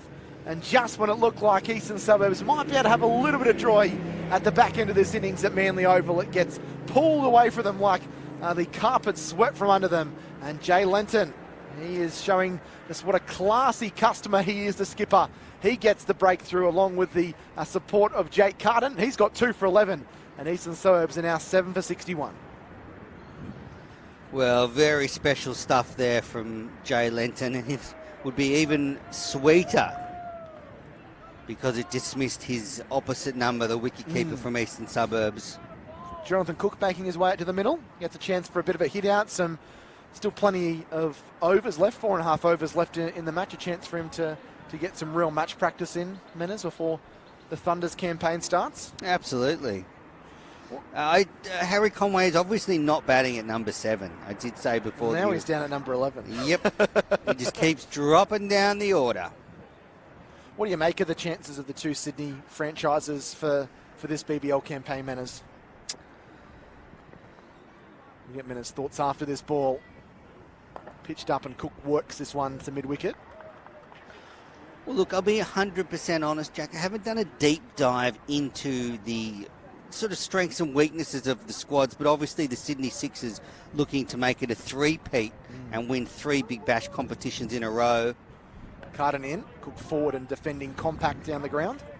Big news overnight that the Sydney Sixers have signed Chris Jordan, who actually used to play for the Thunder, but he's now swapped sides and he's replacing Carlos Brathwaite, who's out with an injury. He's a very fine player, Jordan. Short and a bouncer, and there's an appeal for caught behind. Lenton very confident. Umpire says no, not out, and a trio of dot balls to finish. A wicket and 4 runs coming from it. Just the 4 overs until we're done and dusted here. All the 3 wickets. Eastern Suburbs 7 for 61. Taylor 12. Cook yet to score. But look, I think both clubs look pretty good. Sydney Thunder mooted to be led by Usman Khawaja. He's part of the test squad at the moment, but it would be great if we get to see him leading the Sydney Thunder in some of their games. The Sydney Sixers haven't made a lot of changes from last year, so they should be competitive. Ball slapped down the ground. I think one of the blow for the Sixers will be no Ben Dorshus for a while with a side strain, and that can be a real finicky injury, can't it, in cricket, side strains. I did see Stephen O'Keefe wandering around here just before. He's obviously a Manly player. Heard in around the wicket. This ball has been slapped high, back with a square leg. It might be reeled in inside the boundary. It is. In fact, they only get a single from it. It went quite high, not very deep, unfortunately, there from Jonathan Cook. Heard for a moment, thought he might have been joining the wicket tally list. Wasn't to be. Taylor faces and he's hammered that one. That's high and handsome over mid-wicket for 6 into the tennis courts. And the first maximum of the innings for Eastern Suburbs. And Nicholas Taylor playing a nice little late hand here for East. Harry Conway just doesn't do things by the book. He's now walked onto the field in his gear and he's just waiting to bat. But there's no wickets fallen. Look at him. Can you see him there? He's just there. I mean, if I was a batter and the next guy in had just walked out and was waiting for me to get out, I'd be a bit annoyed. Would you start blocking? I'd just be like, mate, I'm not out yet.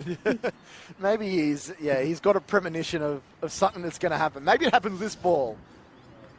As a swing and a miss and bowled him. So maybe he did know that something was going to happen, Harry Conway. Wild swish across the line and Taylor departs for 19. 8 for 69, Harry Conway makes his way out to the middle and he's fumbling towards a defeat. Was there like an agreement made there by the striker and Harry Conway? Look, I want to face a few overs, so can you just give your wicket away? Because that was bizarre. I didn't even know a wicket had fallen. There didn't seem to be... Well, there hadn't. He was standing on the sideline before the wicket had fallen. There wasn't many celebrations from Manly, but the wicket does fall and Taylor, the top scorer for 19, departs. 8 for 69 now for Eastern Suburbs. But a wonderful performance by Manly today. They did it with the bat and now they've just dominated with the ball. This is an insipid performance from Eastern Suburbs. It's spineless. 8 for 69. Conway to face the first ball, Heard in, and he punches out through cover. Gets off the mark straight away, Harry Conway. And we'll see many theatrics for him out in the middle. I think his parents might be here watching. I saw him sitting with some people over there. So maybe that's why he's walked out onto the pitch before there was a wicket. Oh, and this has gone high. This has gone handsome. This one is going to go just all the way for 6, almost onto Sydney Road. Jack Edwards is tall. He's not that tall. And they end the over in fashion. 2 sixes in an over. They hadn't scored a 6 in the preceding 16 overs. They hit 2 in the 17th. And Cook goes to 7. Conway 1, 8 for 76. Jono Cook there, the Sydney Thunder lower order play, hitting one high and handsomely. Out into the outer. 6 more. Harry Conway lining up for the Adelaide Strikers.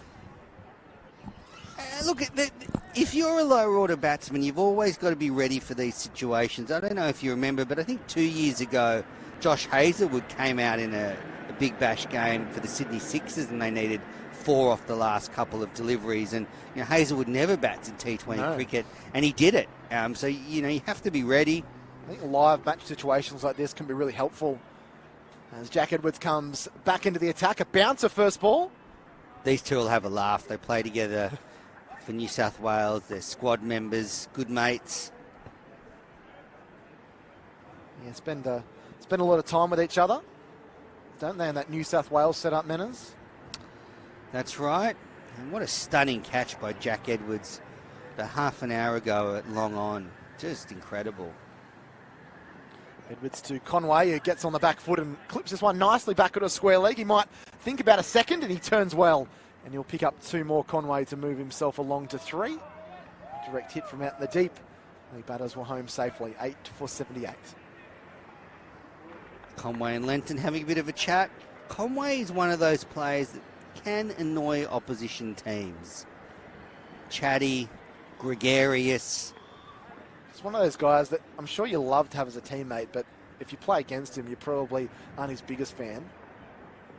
Edwards to Conway. Conway again off the pads. Clips this one nicely down to fine leg. He's looked brilliant since he's come out, Harry Conway. Some real cricketing shots. He's gone along to 4. Yeah, very nice. Just tucking that one off his hip and you feel setting off for a single. You feel Jonathan Cook's the one that wants to try and come up with a couple of big shots before this innings is out. Already 1 6 next to his name in this innings of 7. Edwards in and he gets a little feather on this as he clips it down to fine leg for 1 more. dealing in singles at the moment are the Eastern Suburbs Cricket Club. Yeah, Jack Edwards found himself out of the Sydney Sixers starting 11 by the end of the Big Bash last summer.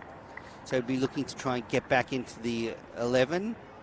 His bowling is a very important part of that if they can get some overs out of him.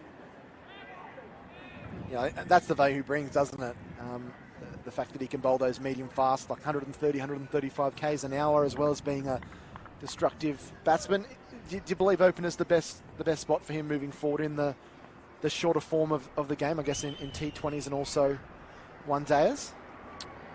Well, certainly in the 50-over stuff, he's made the opening spot his own. He made 100 in the final last year. Was he opening in that game? I think he was. So, you know, making 100 in a domestic 50-over final is quite an accomplishment. Well, we batted down the order against Victoria on Wednesday, but yeah, I think he could be a great opener in the 50-over game. In the 20-over stuff, I'm yet to be convinced. He's flattered a lot so far in some of the T20 performances. A lot of 15 and 20s, but hasn't gone on with it. So I'd really like to see him go on with it. And I think that's what you need at the top order in T20 cricket. You need players that, if they're going to soak up a few balls, they need to go on and make the match-winning scores. Could he be someone eventually that kind of slots into that all-rounder position at 6 or 7, bowls 2 or 3 overs, can come in if you do lose a whole bunch of wickets? He's obviously got the defensive technique to stick around and absorb some balls, but he can also play those big shots. Yeah, I wonder what his finishing is like, both chasing and setting. Is he a player that can come in and start hitting boundaries straight away? And what would the situation be like if he came out with the run rate escalating and spinners bowling? Mickey Edwards in, and a little thin edge that's going to roll down the hill to the rope for 4. So Cook picks up more runs.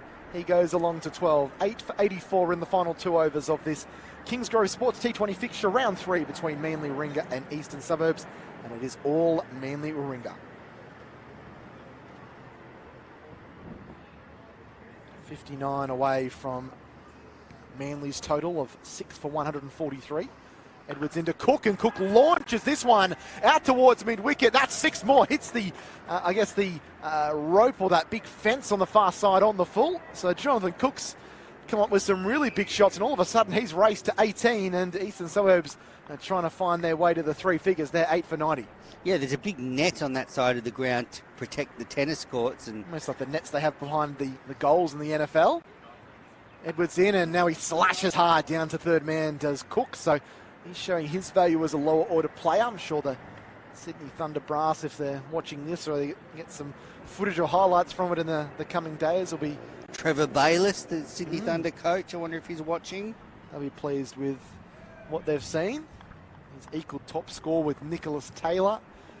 And the substandard batting performance by Easts.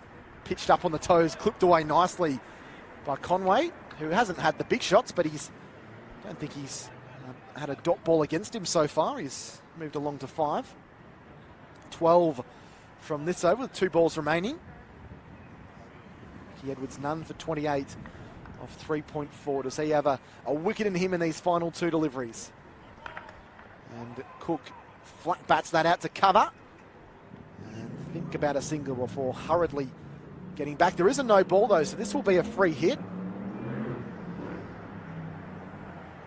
So Mickey Edwards won't be too popular with his teammates who are counting the balls down now. I'm sure the coaching staff won't be too pleased with that either, with a free hit on the plate here. What can Jonathan Cook do with it? It's a terrible bounce. It's going to be a wide, so that means the free hit is going to happen again. It's not one of those things where you can bowl a wide and you get away from the free hit. That will be another free hit, so extended the run chase some more. See what he was trying to do there, Mickey Edwards, but just didn't quite get the execution right. 8 for 94. This has been a long over so far. Into Cook, who hammers that one down to mid-on. It's a chance for a run at the striker's end. And Conway scurries home. 15 from this over. been a good one for East. If they'd had 2 or 3 of those earlier on, they might have been in with a chance. But at least they've added some respectability, and they look like they should get to the 100 mark. Edwards in to Conway. Conway chops away down through gully, down to third man for the single. So he'll retain the strike. Just 1 over left in this one. Andrew Ensel, 8 for 96, Eastern Suburbs. Earlier today, Manly won the toss. They batted first, 6 for 143, and it was on the strength of a good half-century to Ben Bryant in the middle order, which powered them to that. And bowling and fielding has been top-notch for Manly, who are going to record their first win of the Kingsgrove Sports T20 Cup season. Yes, it looks like Manly are going to be a tough team to contend with throughout the latter stages of this competition. Tom Lammonby with an excellent spell. Benny Bryant with a dashing innings earlier today, and they'll lose a couple of players to the Big Bash, but not too many. Nice scenes here at Manly Oval. Last over, it ricochets away off the pads of Conway to backward square leg. So a single to start. Hadley, he has none for 10. He's bowled, or none for 11 now. Or no, still none for 10, because I think that went down as... Oh, it did go down as a run, so none for 11, but he's bowled well, bowled better than his figures indicate. Thundered down the ground by Cook for another single. It's kind of a bit anticlimactic to finish, isn't it, somewhat, Menas, after excitement earlier in the afternoon. Dug out by Conway onto the offside. I think Manly are pretty keen just to let these last 3 balls come by them and get off the field and have a well-earned shower and rest. Of course, so many of these guys have to work tomorrow as well, which is what we forget about. Slashed away by Cook down towards the boundary 4. So that brings the 100 up, and Cook cashes in with another boundary. 8 for 103. He moves to 25.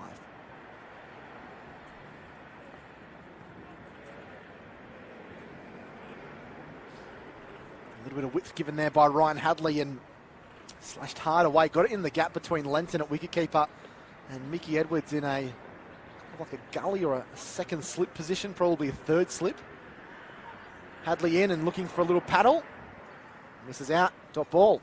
So 1 ball remaining in the innings. It's been a resounding win and a resounding performance by Manly. A little bit of fight in the lower order has added some much needed respectability. But Manly are going to be very impressed with an important win, which will improve their net run rate. First win of the season will take them to a win, a draw and a loss after 3 games. That'll be the same record as Eastern Suburbs. Hadley in, and Cook hits this one awkwardly. It just loops and lumps in the outfield as he picks up a single. He'll finish 26 not out. Harry Conway finishes on 8, and Eastern Suburbs, a very underwhelming batting performance, it must be said. Set 144 for victory. They finish at 8 for 104. So Manly-Warringah win their first game of the Kingsgrove Sports T20 Cup. Winners by 39 runs. We'll wrap up things very shortly here after I get the thoughts of my co-commentator, Andrew Mensel. Yes, Jack, you're spot on. A tough batting performance by Eastern Suburbs. They never threatened the target of 144, but a most impressive day for Manly-Warringah. They bounced back after a loss in the first round of this competition, and it's been a great performance by them. They get their first win of the season, their first points. They go to 3.5 points, and a stunning win for them at home in front of their home crowd. And can't wait till next Sunday afternoon in the Kingsgrove Sports T20 Cup, when we'll be at Sydney University as they host Campbelltown. Ben Bryant was the star with the bat for Manly, a determined half-century. He hit some big shots, which really got things going for Manly at one stage. Looked like they might not be able to make it to that 140 mark. But when it was all said and done, big winners for them.